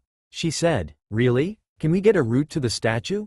He asked. Yes of course. And I'll make sure his sister gets one too, right next to his. So, what do you want to eat? It's on the house. Naruto's pav. Show no emotions. No signs of sadness. It's just part of life. I entered the Akatsuki hideout. I saw that they're extracting the 7 tails. They've just finished when I came in. Hello, does your group need our help? Pain asked. That's the thing. Yugen has been disbanded. I want to join the Akatsuki. I said with no emotions. Join us? Well, sure I guess. We are a member short after all. You can team up with Itachi. He said. All the Akatsuki members were watching. Itachi jumped from the ghetto statue to Naruto. Welcome, I am Itachi. He said. Thanks, I am Naruto. I bluffed. We know each other already, but the Akatsuki doesn't have to know that. Pain gave me a black cloak with red clouds on it.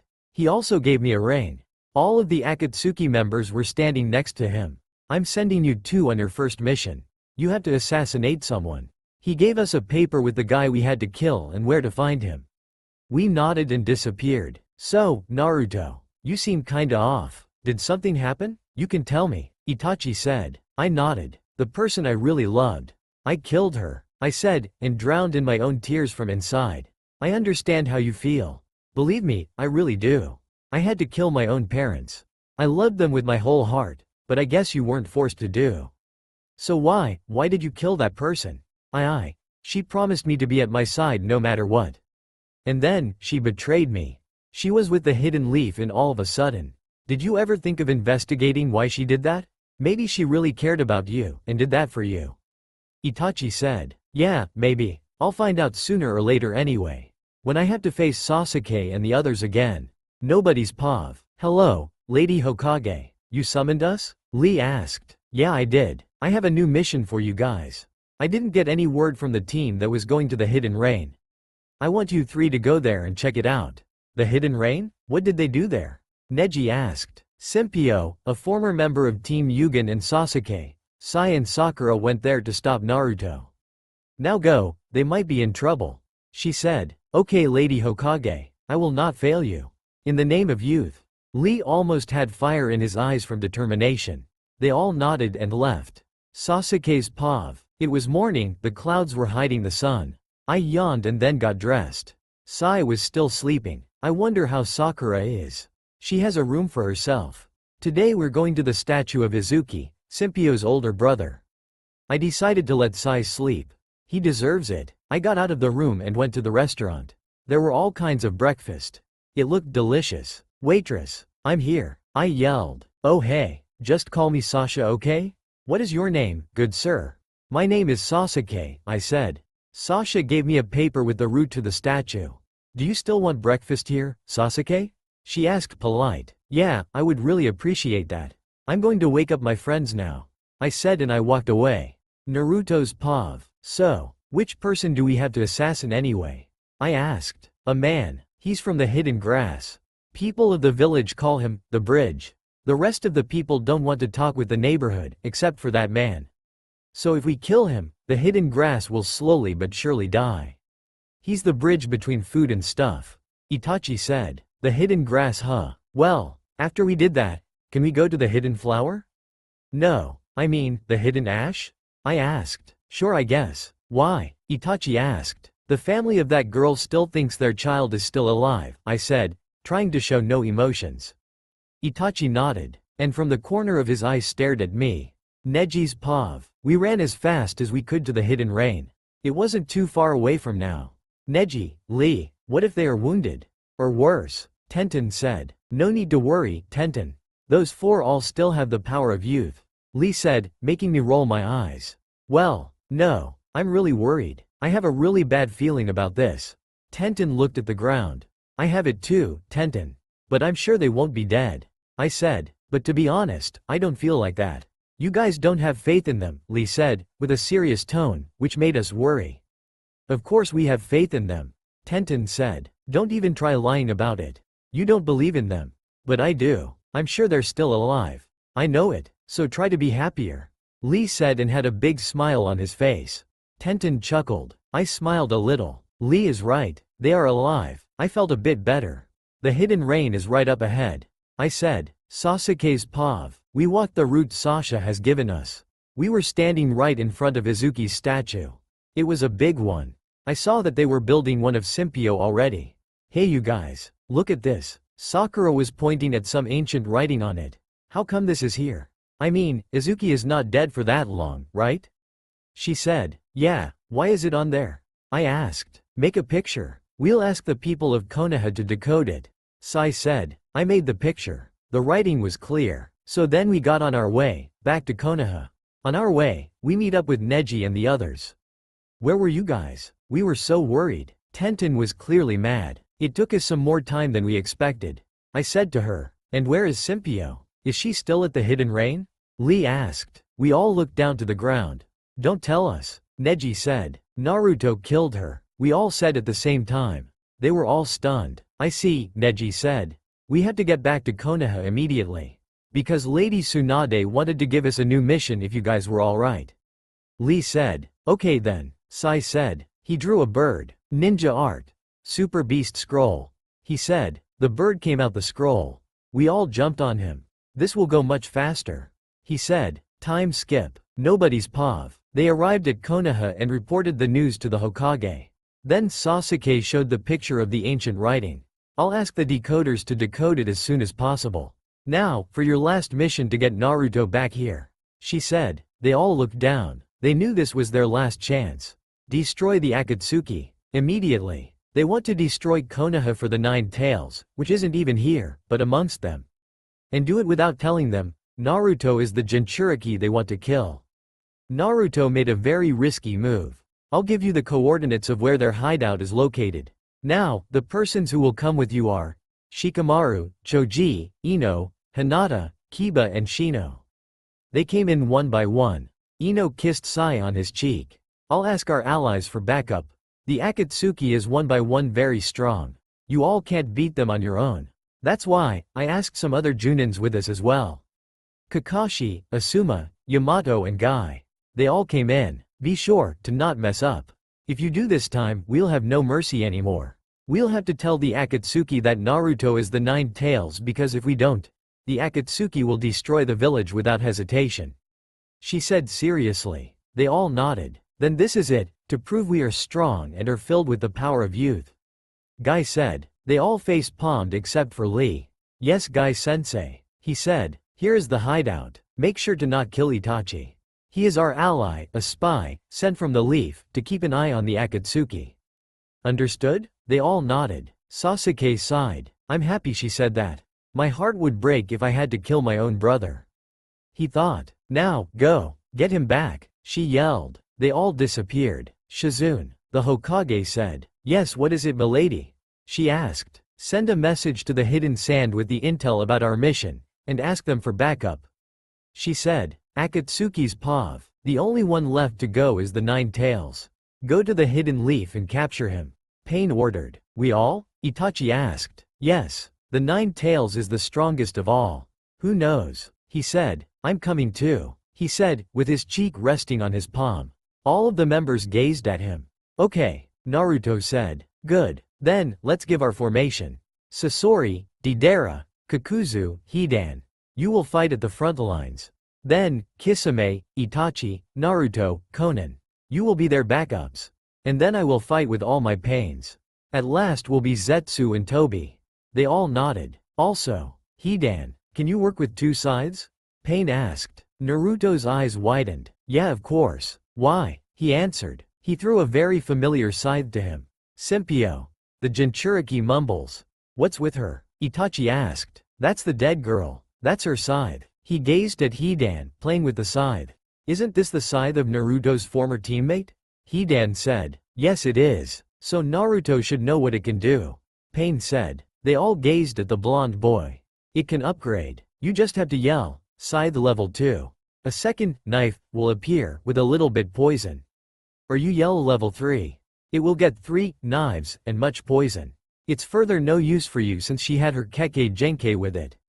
Her poison style. All of her moves involved that scythe. He explained. Okay, might come in use. Hidan said. I can sense them. They're coming. Everyone get ready. Pain said. Everyone nodded and got outside, in their formation, waiting for the ninjas to come. Nobody's POV. Stop, Kakashi ordered. Everyone obeyed and stopped. They were expecting a speech from him. Everyone, I know that they're waiting for us. Be careful. I'm going to make teams of 2 to handle 1 enemy. Got it? The first team will be Ino and Sai, they can work together pretty well. The second team will be Kiba and Shino. The third team, Shikamaru and Choji. The fourth team, Sakura and Sasuke. The fifth team, Neji and Lee. The sixth team, Tenten and Hinata. The seventh team, Yamato and me. Asuma and Guy, we'd like you to be on watch. I mean, when one of the teams have defeated their enemy, send them as backup to another team that really needs help. And you have to wait for our allied backups. Kakashi said. They all nodded. And then, they saw them. The Akatsuki, Naruto, and Itachi. Itachi smirked, like I'd ever go and fight them. But I can't blow my cover. I'll wait to see which side is going to win. If it's the Akatsuki, I'll still fight with Konoha. If it's the Hidden Leaf, I'll blow my cover and help them. He thought. Everyone started to fight with each other. Some leaf ninjas managed to break through the front lines and got to the backups. Sakura, now that everyone is busy, we'll take Itachi. But don't hurt him, he's on our side, remember? He said to her. Sakura nodded. Sasuke jumped down in front of Itachi. He ran as fast as he could to him, grabbed him and took him away. Nice doing, my little brother. He said. Sasuke smiled and ran back with Sakura. Stay hidden, he yelled at his older brother. Itachi looked around the battlefield. Sakura and Sasuke versus Sasori, Hinata and Tenten versus Deidara, Ino and Sai versus Kakuzu, Kakashi and Yamato versus Hidan, Neji and Lee versus Kisame, Kiba and Shino versus Konan, Shikamaru and Choji vs one Pain. The Pain with the healing tools for the other Pains. Then there were still the other 5 Pains, Nagato, Zetsu, Naruto and Tobi. Itachi face palmed. It seems like he can't blow his cover. Cha. Sakura punched Sasori. He clashed against a wall.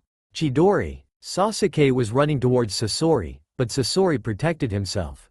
I don't have time to fight. I'll finish this quickly. He poisoned Sasuke with his scorpion tail.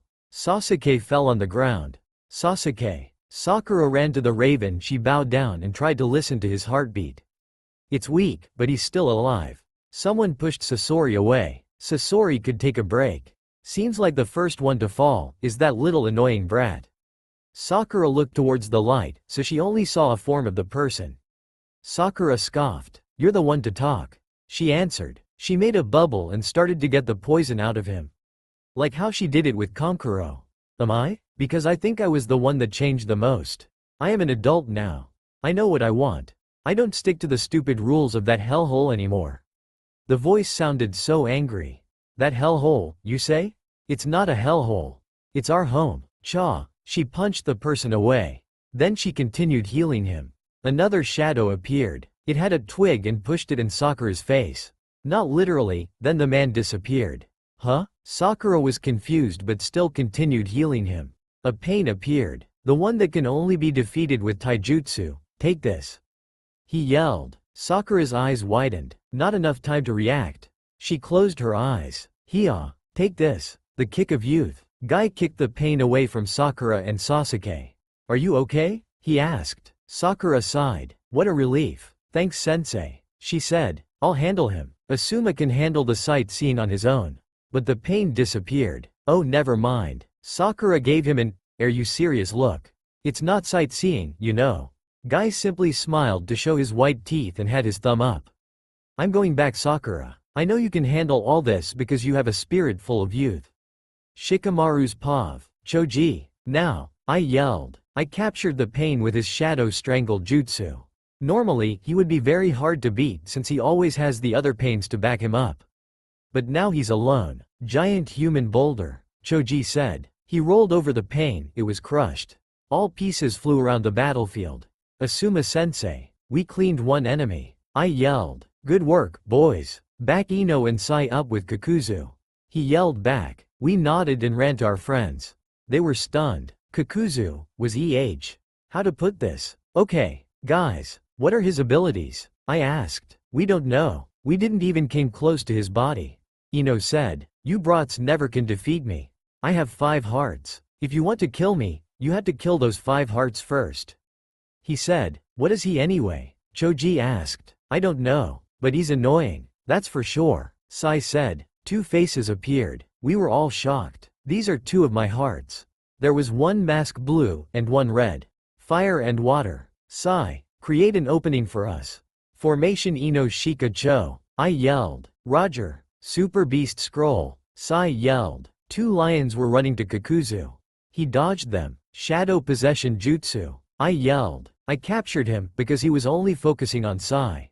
Now, Choji, I yelled. Multi-size, he yelled. He was getting big, very big. He was a giant. He grabbed Kakuzu, who looked afraid. Do it, Ino, he said. Mind Transfer Jutsu, she said. She was now in Kakuzu's body. Ino stabbed Kakuzu, but just before hitting his heart, she got out.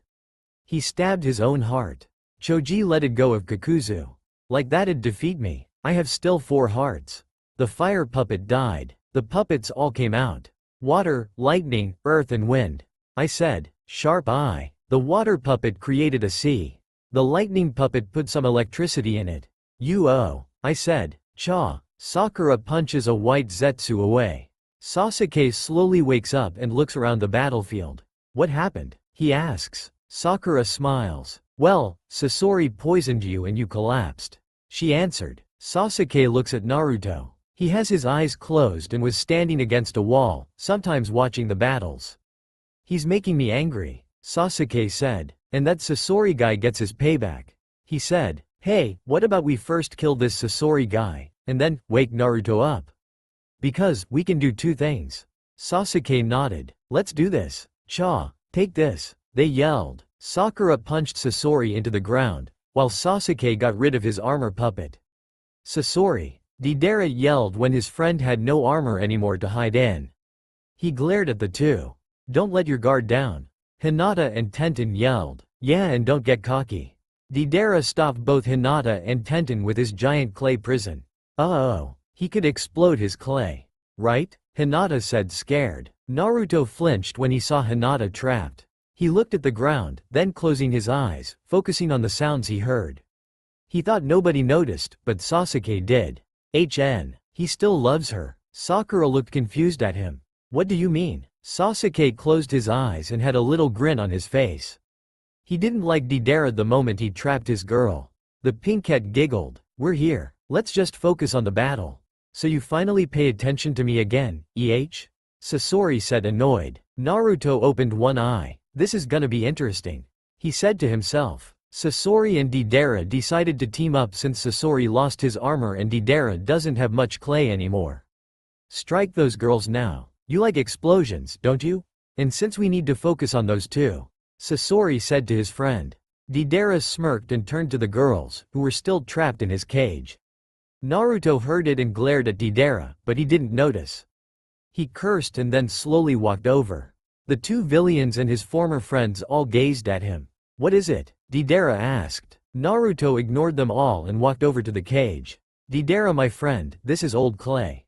It's turning into stone. This can't explode anymore, they could escape easily, he said annoyed. Then he walked back to the shadows. Earth style. Great stone technique complete.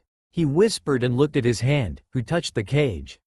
Then his eyes catched a shadow, spying on him. It looked like Sasuke, but older. The shadow hid again. The blonde knew exactly who this was. Itachi. Deidara tried to explode it, but it didn't work. Hinata and Tenten got out and were ready for round 2.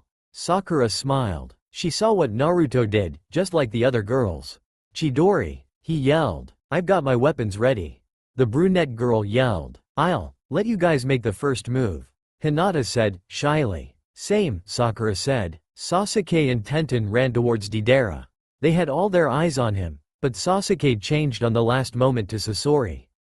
Sasori didn't expect that and took the attack. Sasuke expected that Sasori would start bleeding, but nothing happened. What? The raven is stunned, but Sasori only smirked.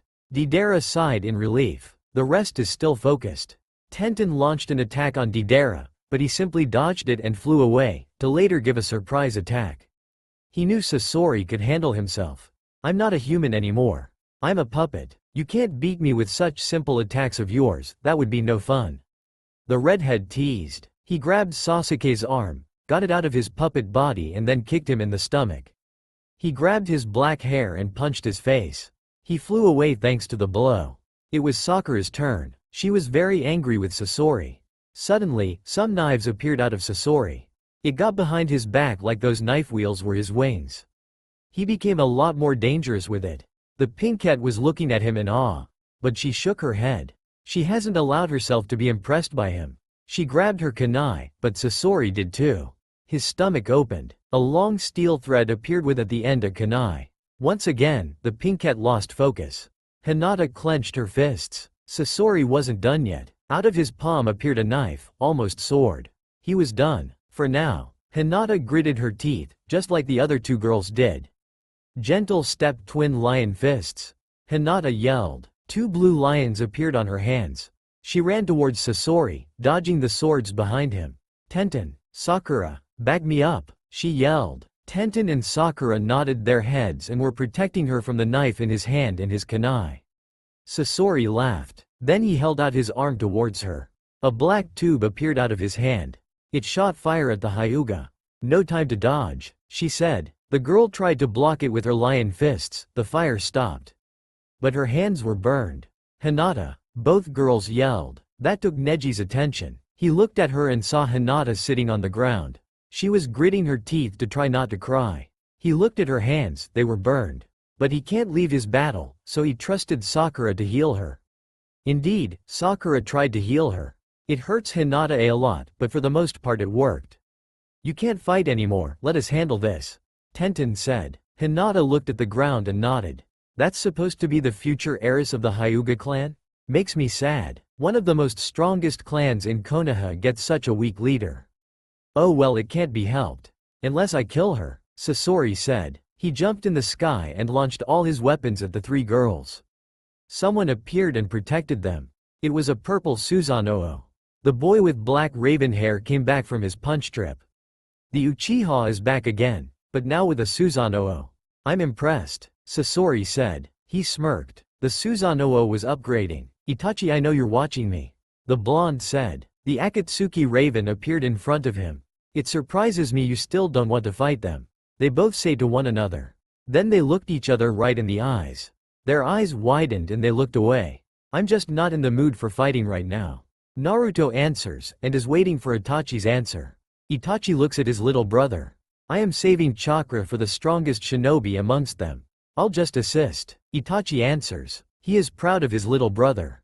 Itachi, why were you spying on me? Be honest this time. Itachi sighs. No more fooling dumbasses. I'm not really working for the Akatsuki. I'm a spy for Konoha. I'm an Anbu. I had to kill my family, otherwise there would be a civil war.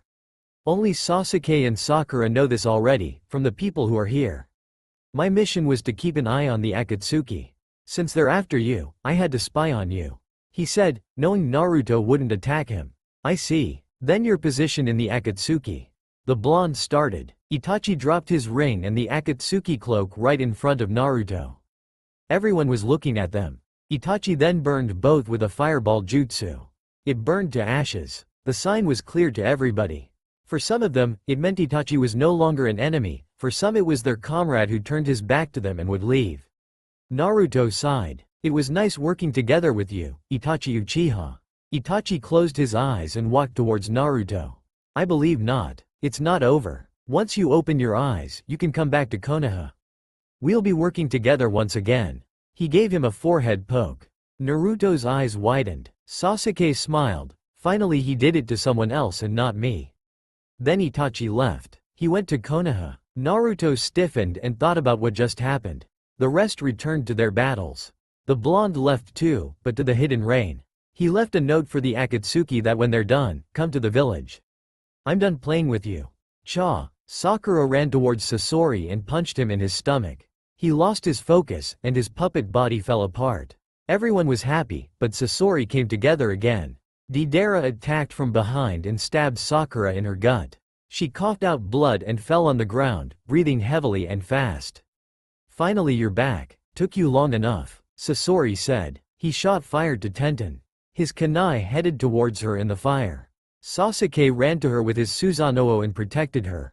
Sakura, you rush things too fast. Let me finish this. Sasuke teleported behind Sasori and stabbed him twice with two swords. Sasori, you can't be a puppet. You're human. You still can die. Don't overestimate yourself, he said. Sasori smiled. I know that now. He got the swords out of his body. But still, he ran towards Sasuke, who teleported back. I want my. He tried to stab him back, but failed. He fell on the ground right in front of Sasuke. Revenge. Deidara's eyes widened. Sasori. He yelled and ran towards him, holding him close. Sasuke ran to Sakura, who calmed down once Sasuke was holding her. Sasori. Don't die. You can't. Deidara started crying. If you go, let me go with you, please. I want to be with you. Sasuke looked at the scene and then back at Sakura. She was healing herself. He knew she would be fine. Then he put her down gently and looked at the two boys. Sasori. I hate you. Seriously, you leave me alone thinking I could take on all of them on my own, didn't you? Well, I can't. If they killed you. Sasori. He sobbed and then hugged the body. If they killed you, I can't take them on. I should have never leave. I should have protect you and be by your side. Because at the end, that's what I want the most. To be with you. Sasori. Come back to me one last time. I'll tell you how I really feel. The blonde hugged his best friend in the Akatsuki. Sasuke knew how he felt. He had to be there for his friend. But now he's on the dark side. Once they've finished the Akatsuki, nobody will stand in their way to take him back. Nobody and nothing. They'll take Naruto back and show him the bright side of life. Deidara stood up, holding out his hand to Sasuke. I'll surrender for now, but when I return, I will avenge Sasori, my man. He mumbled. Sasuke grabbed his hand. That's fine by me. Deidara picked Sasori up and disappeared. Ino. Sai yelled, when Ino, Shikamaru and Choji were electrified. Sai was flying on his bird in the sky, so he wouldn't get hit. I'm okay, she yelled back. She jumped in the sky and was hanging on a tree. She punched the water puppet. That's payback. Sai laughed. He has an amazing girlfriend. Even though he didn't ask her yet. But that doesn't matter. He looked at Kakashi and Yamato struggling against Hidan. He had a new scythe, one nobody really knowed what it was capable of. Well, nobody except for Sasuke. Speaking of Sasuke, he was ordered to help them against Hidan and Kakuzu. He said that they all had to work together. That's how he defeated Sasori and Deidara after all. With Sasuke was Sakura, who has fully recovered from Deidara's stab. Hinata was out and ordered to rest up while Tenten had to help Lee and Neji, her old teammates. Shikamaru, Choji, Sai, Ino, Kakashi-sensei, Wood Freak. That scythe is from Simpio. Do not touch it. Whatever you do, it's very poisonous and can cut your throat with only one simple slash. Sasuke yelled at them. And he's immortal. We have to bury him alive if we want to win. Shikamaru said. Just first Kakuzu. Follow my lead. Chidori. Sasuke yelled. I'll take the electricity puppet. Lightning blade. I'll take the water puppet. You guys. Shikamaru. Set a trap for Hidan while Choji and Ino distract him. Sai. Protect us against Kakuzu and the wind puppet. Kakashi ordered. Yeah, okay. I'll do that. Sai said. Neji. Tenten. Let's do an attack with the power of youth. Lee yelled. Tenten, Neji and Kisame were about to facepalm themselves a headache. 8 trigrams 64 palms. Neji was right in front of Kisame. 2 palms. He hit Kisame twice. 4 palms. He continued his attack. 8 palms. Kisame felt getting more and more damage. 16 palms. He had to get away, but there was no escape. 32 palms. He just had to take the last one too. How bad could it possibly be? 64 palms. Kisame fell on the ground. Good job Neji, Tenten said, cheering for him. Fang over Fang. Kiba yelled. Konan was yawning. The bugs and boys couldn't harm her, since her whole body is made of paper. This was boring. Kiba, that doesn't work. That's because, her body is made out of paper. Shino said to his friend. I know that, but what do we have to do else? She's too strong for us. Kiba yelled at him. I don't know. Watch out. Konan threw paper shuriken at them. Kiba and Akamaru were hiding behind a bush and Shino had his bugs to protect him. A fire style can work against her. But who has it? Yeah, Sasuke does, but he is busy. We just have to take her on ourselves. Shino mumbled. Sasuke's Chidori destroyed the lightning style puppet, while Kakashi finished the water style. There were only 2 more to go. Then they could split up again and help the others. But first, they also had to deal with Hidan. Shikamaru had made a hole where they could bury the poor soul. He ran back to the others, hoping for his friends to be still alive. Yamato. I can handle him myself. Shika said, teasing Hidan. He gritted his teeth. What you say? I'll kill you first. Sasuke ran to Hidan and punched him. When he closed his eyes to protect them, Sasuke gave something to Shikamaru. Then when he ran back to Kakuzu, Ino, Choji and Yamato followed him. Shikamaru ran away to the forest where his trap was. He hoped he was fast enough. Yamato, can you trap Kakuzu and the wind puppet? It would make our job a lot easier. Kakashi said, yeah sure I can, but there's one problem. I'm out of chakra. He collapsed on the ground. Me too, Ino said. Sai gritted his teeth. I'll handle the puppet with Kakashi. Sasuke, do you think you and Choji can take on Kakuzu? Yeah, of course we can. Giant human boulder. Choji rolled to Kakuzu, who dodged him easy. The puppet manipulated the wind so that Choji was getting cuts and bruises everywhere and collapsed. Sasuke gritted his teeth. Time to finish you off. I don't have very much chakra left, so this will be my last attack. Super Beast Scroll, Lightning Blade. Sai and Kakashi were exhausted as well. But the puppet got destroyed. That means, one heart left. Kakuzu's heart. Disappear with the thunder, Sasuke said. It started to thunder and rain. Sasuke had a cold look on his face.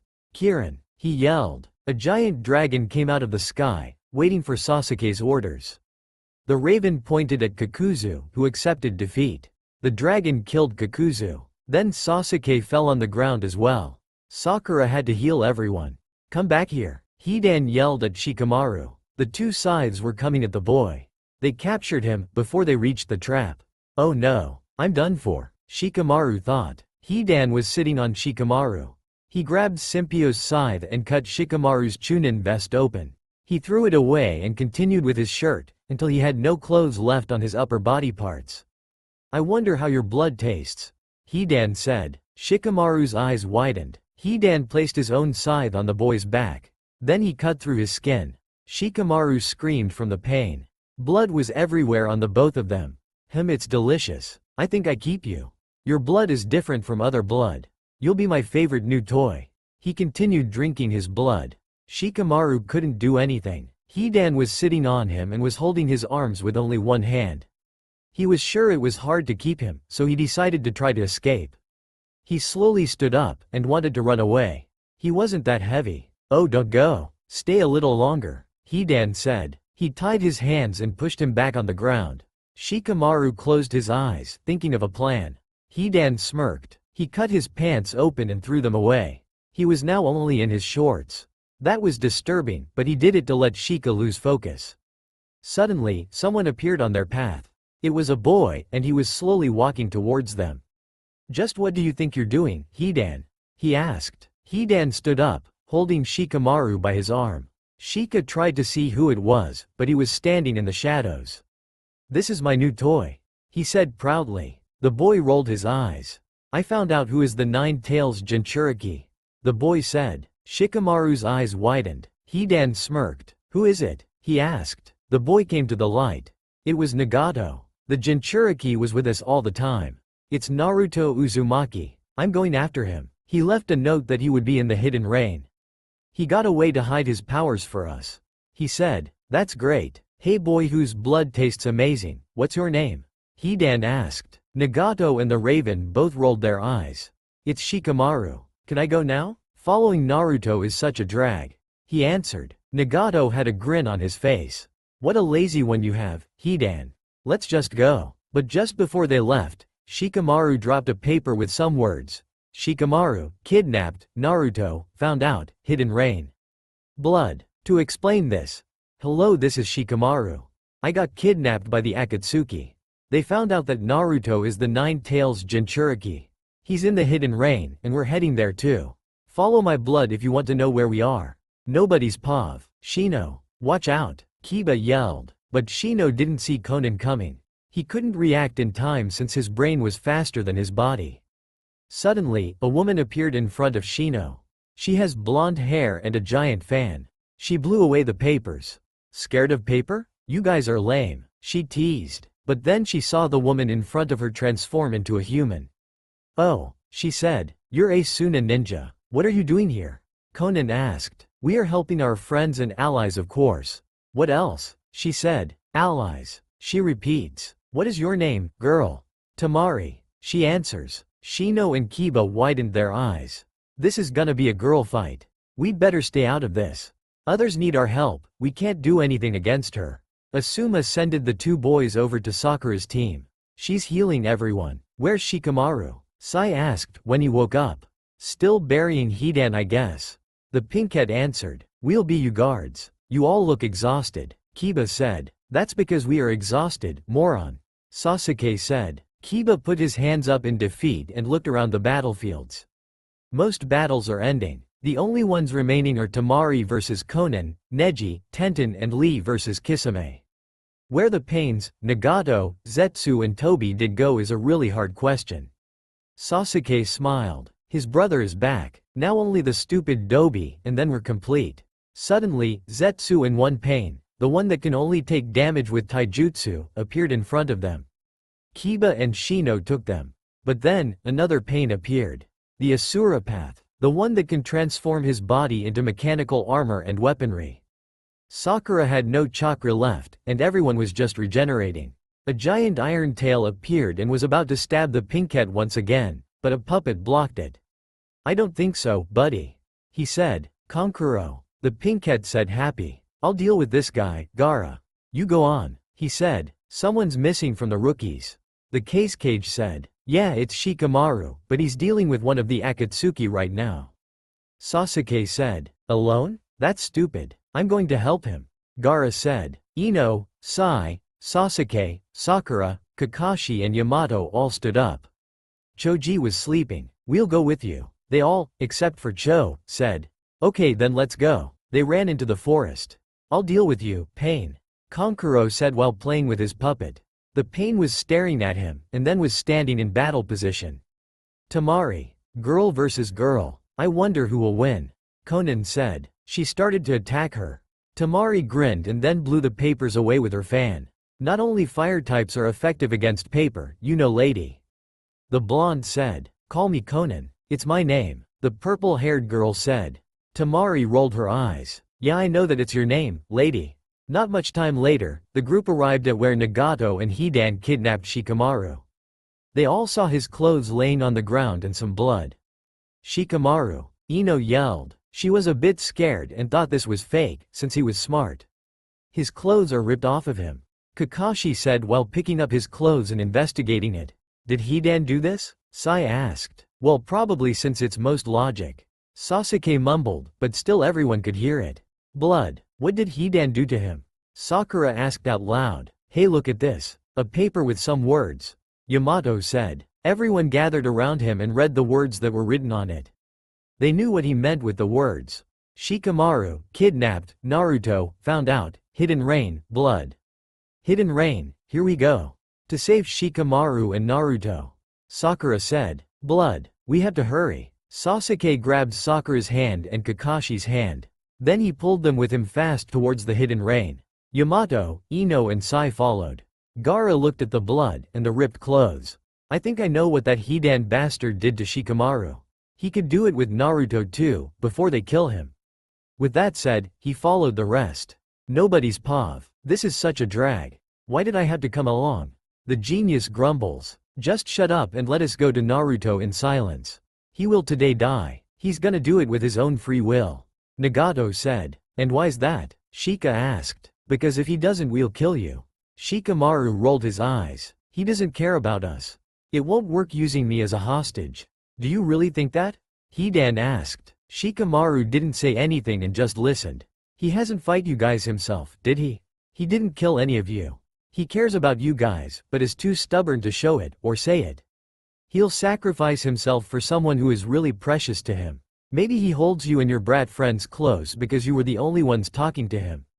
That's just the kind of person he is," Nagato said without emotions. Shikamaru gritted his teeth. They made a point. Naruto is that kind of person. He didn't think of the giant cut in his back anymore, as he started thinking of a plan to escape.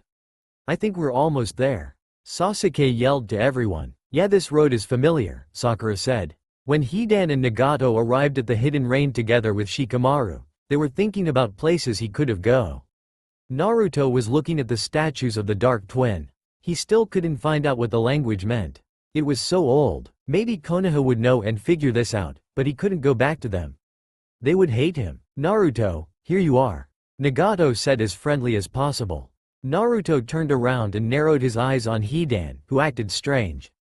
That means you guys won from them? The blonde asked the two. Yeah, but we found out who the Nine-Tails Jinchuriki is. The redhead said with a smirk. Naruto's eyes widened. And that's our confirm. You're it, aren't you? Well then, let's go to our newest hideout. Surrender, Uzumaki, Hidan said. I will never. He was about to run away when Hidan showed him Shikamaru. He was tied, covered in blood and gagged. Naruto gritted his teeth when he saw Shikamaru. Let him go, he doesn't have to be involved in our business. But now he is. You know, I love his blood. The taste and the look. It's so beautiful. Hidan grabbed his scythe and put it against Shika's cheek. He was scared. Naruto frowned his eyebrows and clenched his fists. Oh okay, I'll surrender. But only if you let him go. So my idea was true. You still love your friends in Konoha. Sure, Hidan, let him go. Nagato ordered. He walked towards the blonde, who felt sad. He grabbed his arm and then drugged him. Shikamaru, who could speak again, looked at Naruto. You're an idiot, he yelled at him. Naruto smiled and then closed his eyes, probably for the last time. Just when Naruto was about to faint, Nagato catched him. Simpio, I followed my heart. I don't think this is the right path to choose. I didn't do what I truly wanted to do. My true self is full of hate, that's true. But inside that true self is a small heart. Inside it is the love for the people who talked to me, played with me and didn't ignore me. Simpio, in the afterlife. Will I see you again? Giving me a second chance and can we be happy together? Will you still follow me? Then it was all dark before his eyes. Nagato pulled off the Akatsuki cloak from Naruto and threw it at Shikamaru.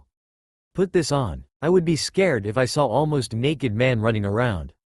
Shikamaru did what he said and then left, to go back to his friends. Hey, isn't that Shikamaru with an Akatsuki cloak? Ino said, a bit confused. Wait, that means you've escaped? Sasuke said. No, I didn't. Naruto doesn't feel hatred for us, I just found out. He sacrificed himself for me. He's gonna die thanks to me. Shikamaru said, not able to concentrate. Sasuke smiled. He was happy. Naruto finally opened his eyes. He said. The pinkette was annoyed. Yeah, he did. But just a little too late. Come on, let's get there faster than ever. They were all gone with the speed of the wind. Gaara had tears falling down his cheek. He saved him. He said he didn't feel alone anymore, but deep inside Gaara saw confusion. Now the redhead knows for sure that his blonde friend wanted to do everything for his friends. Now it's time to return the favor. Sakura and Sasuke were reading each other's thoughts. They could, since they've been teammates since they were genin. Sai may be on our team now, but who is the real third member of Team 7? Sakura said to Sasuke. That was our number one knucklehead ninja, who was always able to hide his true feelings and showed us his mask. Sasuke said to Sakura. Naruto slowly woke up. He felt dizzy and numb, but he didn't care. It was too late to complain anyway. He was going to die, but he didn't care. He saved one of his friends, and finally found his answer. To know who really were his friends. He was chained to a wall. He was in a dark cage. There was no light. He sighed and then got to his mindscape. He saw his fox staring angry at him. Also, he saw tears coming from his bloody red eyes. Kit, I truly hate you, he said after some time. The blonde boy sighed. I'm an idiot, I know. You're not an idiot. You're worse. You promised me something, remember? I hate you. Kurama's anger was boiling inside him. You have your reasons for hating me, I have mine. Naruto said. What's that? The Kyuubi turned away. If I'd only realized sooner that I was bringing us trouble, big time this time, I would have never done this. And I realized too late who were my real friends. Yeah, well, you didn't listen to me. It's your own fault. And thanks to your real friends, you're captured. What is the meaning behind the word anyway? Kurama mumbled, but Naruto could hear it. The meaning of the word? Yeah, you suddenly say you know what it means. But now, be honest with me, do you really know it? Naruto looked away. I don't know, I guess. That's right, you don't know the word. Because it's a lie. True friends don't exist. I have none, except for you. And you have none, except for me. We are no friends, we are family. That's because I live inside of you. I'm a part of you. Family, huh? Naruto, I think we have to be quick. I sense someone coming. They're probably ready for the extracting.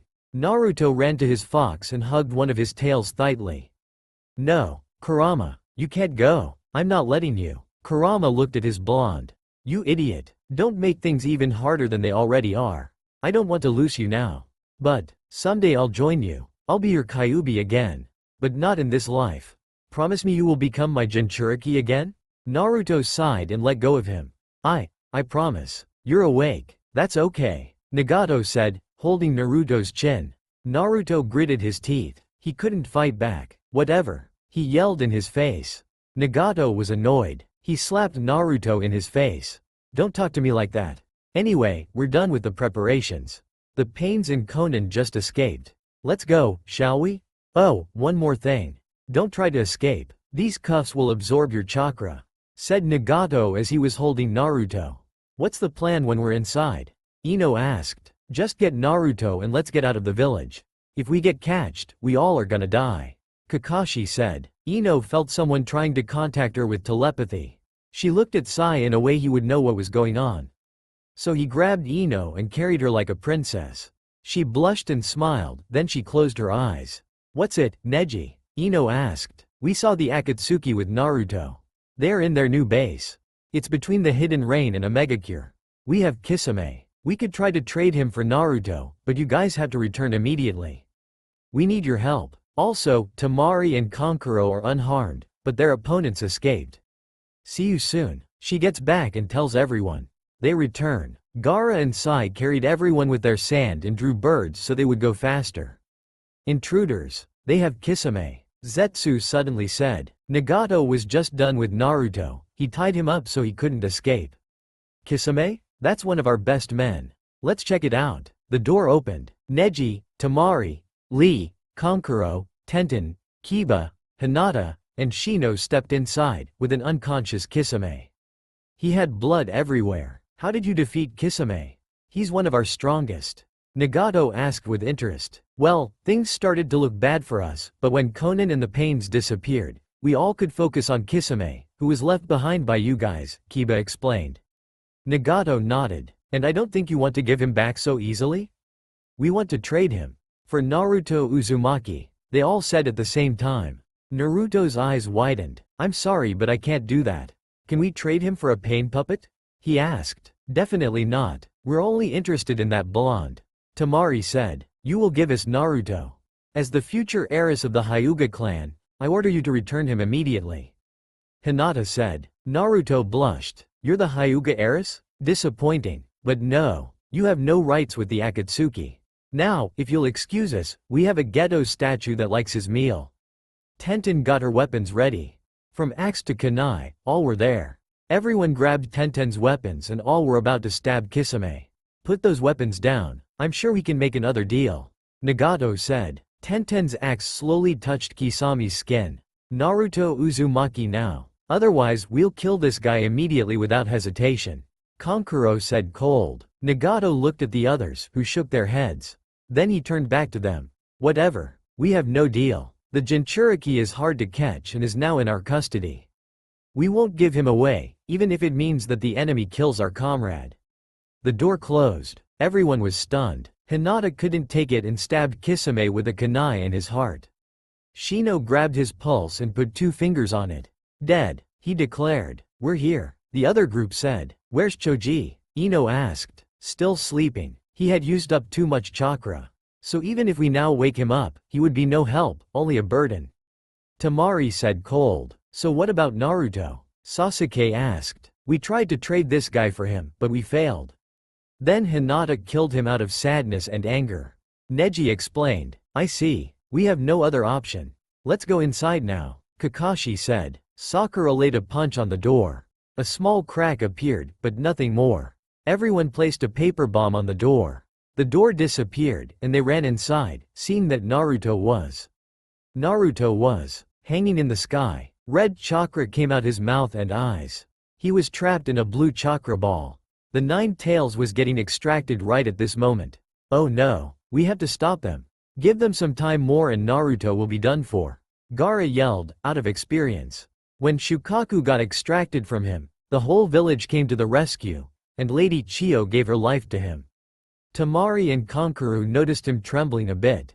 So troublesome, Shikamaru said, and made the first step by throwing kunai at the diva pain. The rest gathered all the chakra they possessed and got ready for battle. They all shared glances with each other, trying to see if they understand each other, which they did. Pain dodged the kunai, while still standing on the ghetto statue's finger. It was very important since the process of the extraction would only be slower when he got off the finger.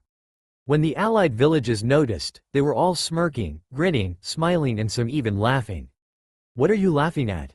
Toby asked. "Toby wants to laugh with you guys. We're happy because we are so gonna kick your asses." They all said at the same time. "You guys are cocky. Think you can kill us all now?"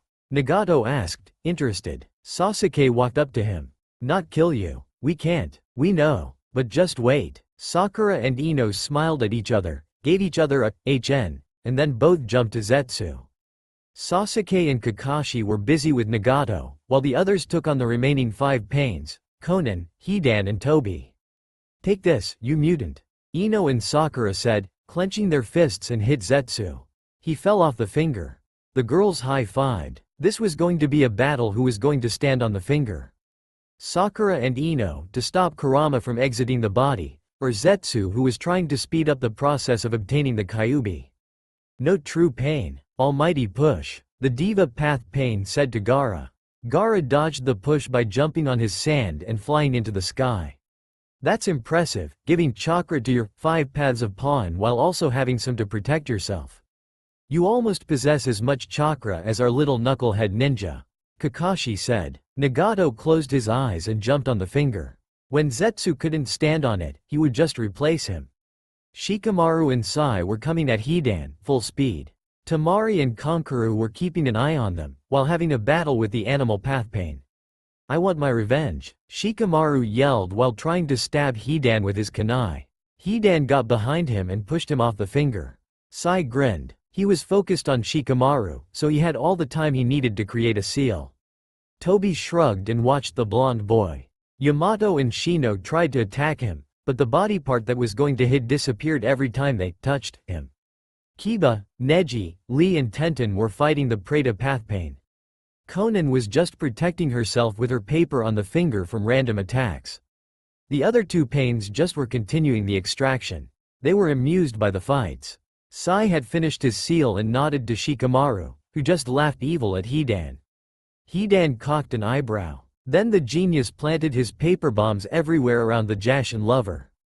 He captured Hidan in it. The bombs were on his body. Shikamaru grinned. Sai waited patiently. "You fool, I can't die, I'm immortal." Hidan yelled. "We know that, but that doesn't mean your body can't be broken too," the ponytailed boy said. He activated the paper bombs, making Hidan yell something about unfairness and revenge. Once his body fell apart, Sai sealed Hidan in one of his scrolls. They ran to Gaara, who had trouble with getting the diva path off of the finger. Shikamaru silently captured the diva path with his strangle jutsu, allowing Gaara to make a sand coffin for the poor pain. "Yahiko!" Konan and Nagato yelled. Even though they knew it was not really Yahiko, it was his body. They both lost their focus, and both got hit by an attack.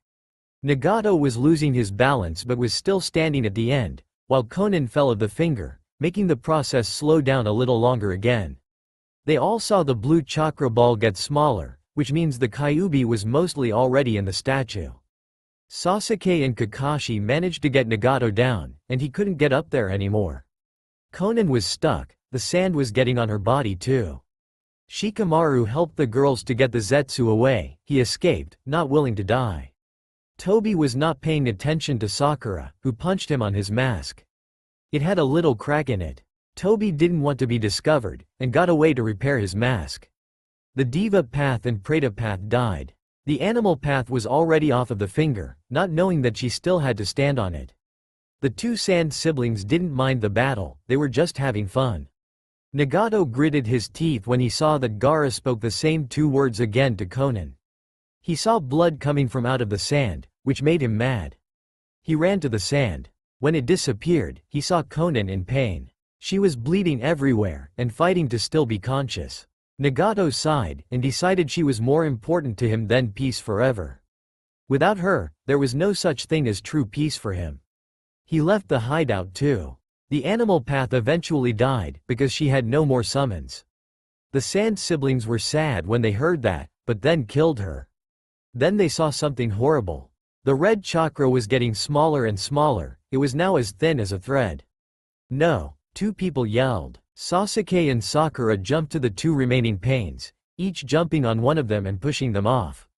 Sasuke pushed the human path and Sakura the Asura path. The thread came back into Naruto and he fell down on the ground. Nobody's pav. Everyone ran to Naruto, who was near death. Sai was able to catch Naruto with his body, he fell on him. Sakura helped Sai get up and then tried together with Ino to heal him. Sasuke felt his pulse while Sai stared at Naruto's face. Hinata almost cried but thought about the rule that a shinobi never may show emotions. Kakashi was talking to Shikamaru and Yamato. The two of them suddenly disappeared and Kakashi walked back to the rest. He should be fine since he still has a very small bit of the Kyuubi's chakra. He said. Ino and Sakura almost gave everything they still had from their remaining chakra to keep him alive. Shut up, Kakashi. A little bit is not enough.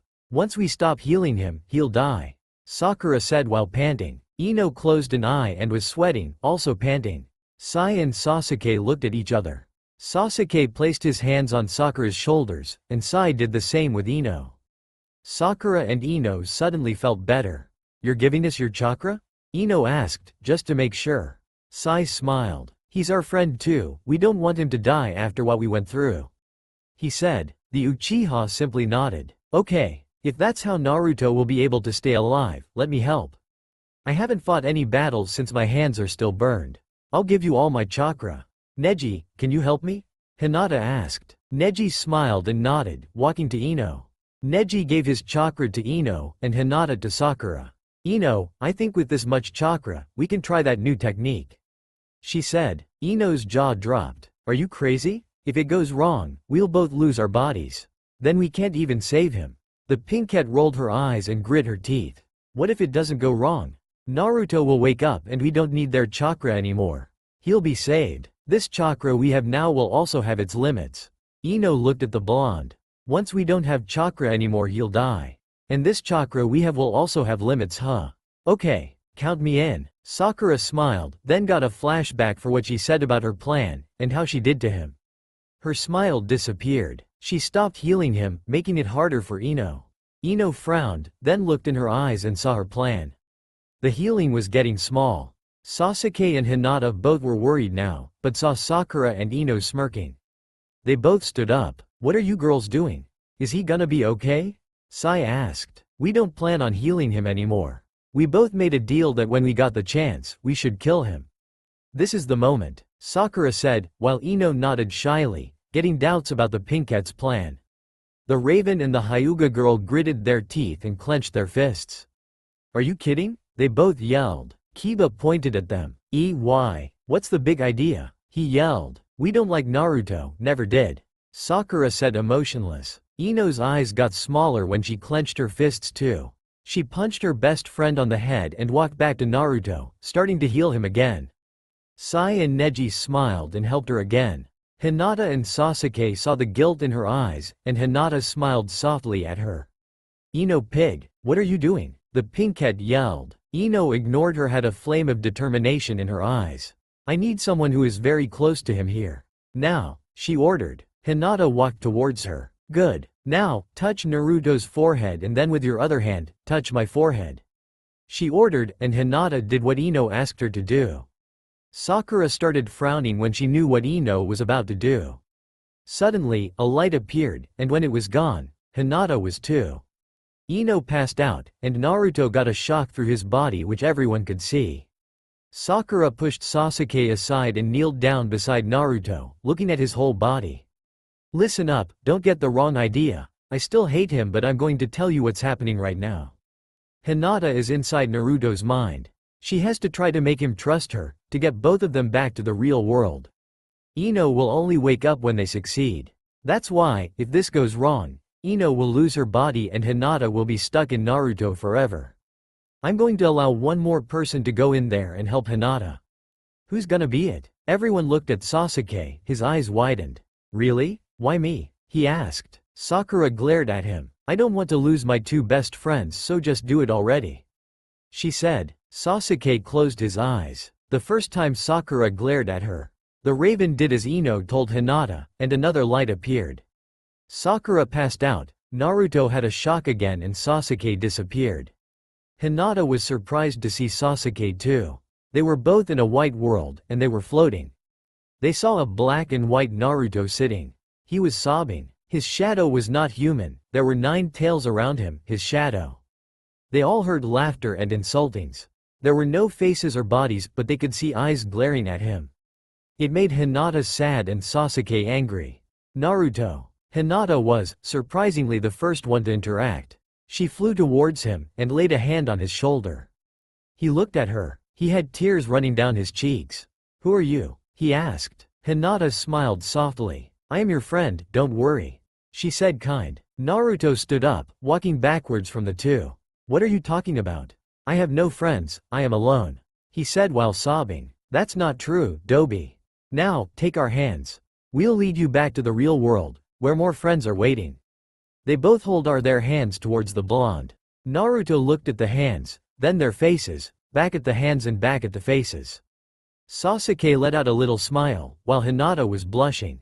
The blonde slowly walked towards them. His Kyuubi shadow disappeared. The world gained colors. It was Konoha, Simpio and the old rookie 9 in his mind. He grabbed their hands. Now all 3 of them were floating. Look, they're all waking up, Neji said. Ino and Sakura opened their eyes, both smiled and hugged each other. They did it. They pulled it off, they said at the same time. Hinata and Sasuke were the next one to arrive awake again. They were both holding each one of the blonde's hands. Uzumaki slowly opened his eyes, and got up thanks to Sasuke and Hinata. He scratched his head and looked at the ground.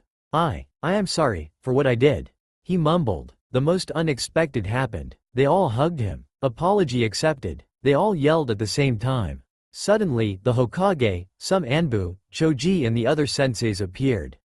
Naruto knew this was going to be trouble for him. 2 weeks have passed since they saved Naruto from being almost dead. After that, Naruto got arrested for destroying villages.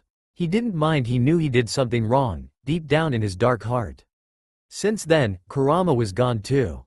The only thing he had left from the fox was a bit chakra, the soul was completely gone. Nobody has heard from the blonde after that. The Akatsuki was gone too, still free walking around. Sasuke. A pinkette yelled and waved at him when she saw her crush walking out of a supermarket. Sasuke rolled his eyes and turned away. What did you buy? She looked in the bag and saw only tomatoes. She rolled her eyes and looked in his onyx eyes. It's not nice to look in someone else's bag, you know, he said while glaring daggers. The pink-haired girl nodded. Do you want to go and eat something? Just the 2 of us? She asked, as cute as she could. She blushed and smiled. Sasuke thought about what Sakura had said to Naruto. She hated him, his best friend. No, I don't go out with ugly whores who insult my best friend, he said cold, and walked away to the Hokage office, asking if he could see his best friend. Sakura was stunned. People who call her whore are not worth her time. She scoffed and started to look for Ino, but when she saw that Ino and Sai were kissing, she turned around and closed her eyes and mumbled that she was happy for her best friend. She went to the Hyuga compound, looking for her other best friend, Hinata. She had a crush on Naruto, and since he wasn't here, she couldn't confess to him, so she was alone. She couldn't annoy her with her relationship. Hey Neji, is Hinata here? Sakura asked Neji when she arrived. No, she's hanging out with Tenten today, he answered while sparring with Hiyashi. Sakura rolled her eyes, said goodbye and left to the Hokage office. Might as well try to build up a band between her and Naruto. Naruto was sitting on a bench. He was in a cell that was made ineffective for chakra. There was a seal placed on the door, the one they used for Kurama's seal. Kurama. He never got out of the blonde's thoughts. His chin rested on his palm, he entered his mindscape, looking for his tailed beast for the millionth time. Naruto looked at the sewers where he was in. Kurama usually was walking around in here. Then he wondered how he was still alive. There was his chakra, so much he knew, but With his chakra, you should think his soul was somewhere too, he grinned. Naruto looked around, everywhere he could, just to find the remaining chakra. But he couldn't find it. Nowhere. It was annoying. He wanted to talk to him so badly. For apologizing for not hugging him, for saying he saw the fox as a brother. Naruto sighed. He also wanted to talk about his sins. What he should do. He felt guilty, but he was also confused. What the villagers did to him, it was just revenge, right? So then why was he the one who got punished? Naruto. He got out of his mindscape to see Sasuke shaking him awake. Naruto saw blurry. He closed his eyes, counted to 3 and opened his eyes again. His blue eyes met his onyx ones.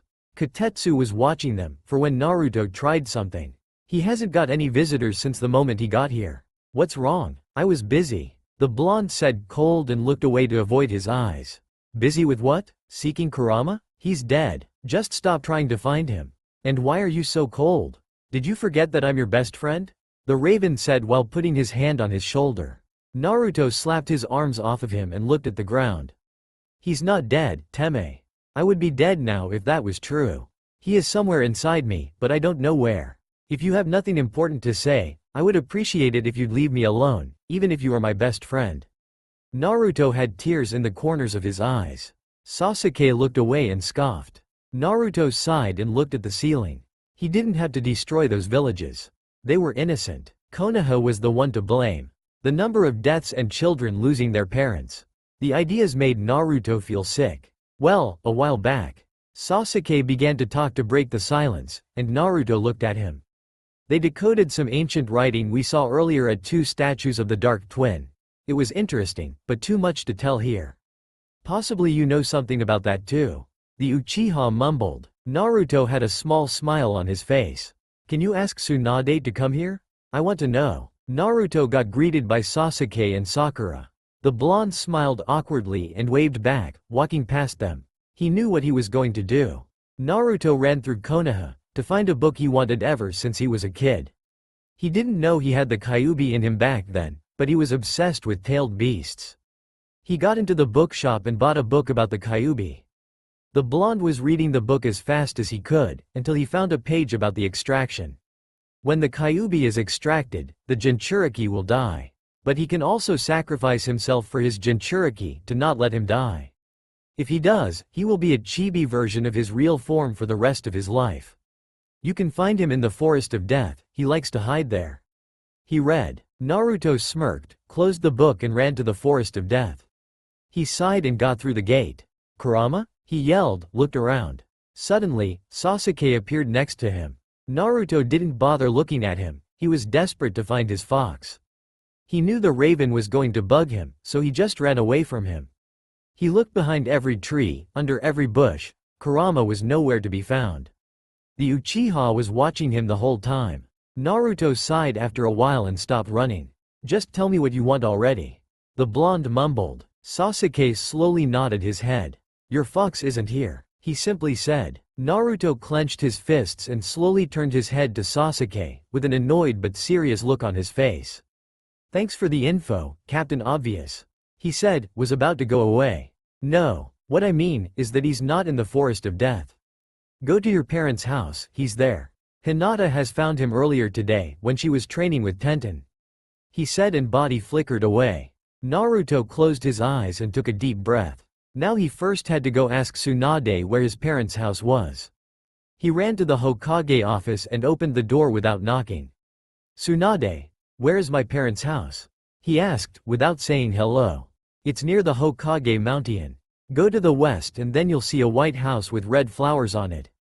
I'll give you the key. She answered calmly, threw the key from the house at him. Naruto nodded and followed her directions.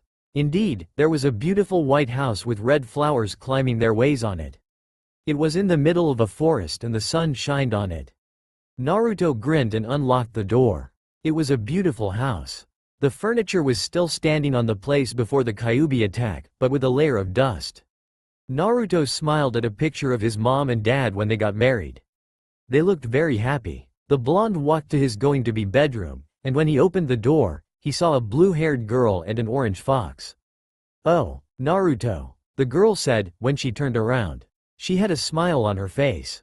"Hey Hinata, long time no see. So, how is Kurama?" he asked, walking to his bed and petting Kurama. "He's okay, except for that he is in chibi form. I'll leave you two alone, he's going to awake soon." She said goodbye and walked away. When she closed the door, Kurama woke up. Naruto hugged him. "Hey kid," he said, and was surprised at his own voice. It wasn't so low anymore. "Hey Kurama," Naruto said. "I'm a Kono ninja again. Will you accompany me on my future adventures?" Naruto asked. "You know it," the fox answered while smirking. That moment, the door opened. Sakura came in. "Naruto, we have a new mission," she said. Naruto stood up and nodded his head, Kurama following. When the blonde was about to go down the stairs, Sakura hugged him. "Don't leave us ever again, Baka," she whispered and started sobbing. Naruto gave her a sad smile. "Don't worry, I won't. I promise," he answered. Finally guys, this story is over. If you enjoy then please check the description box for our Patreon page link. THSTA all for now. If you enjoy then please like, share and do comments.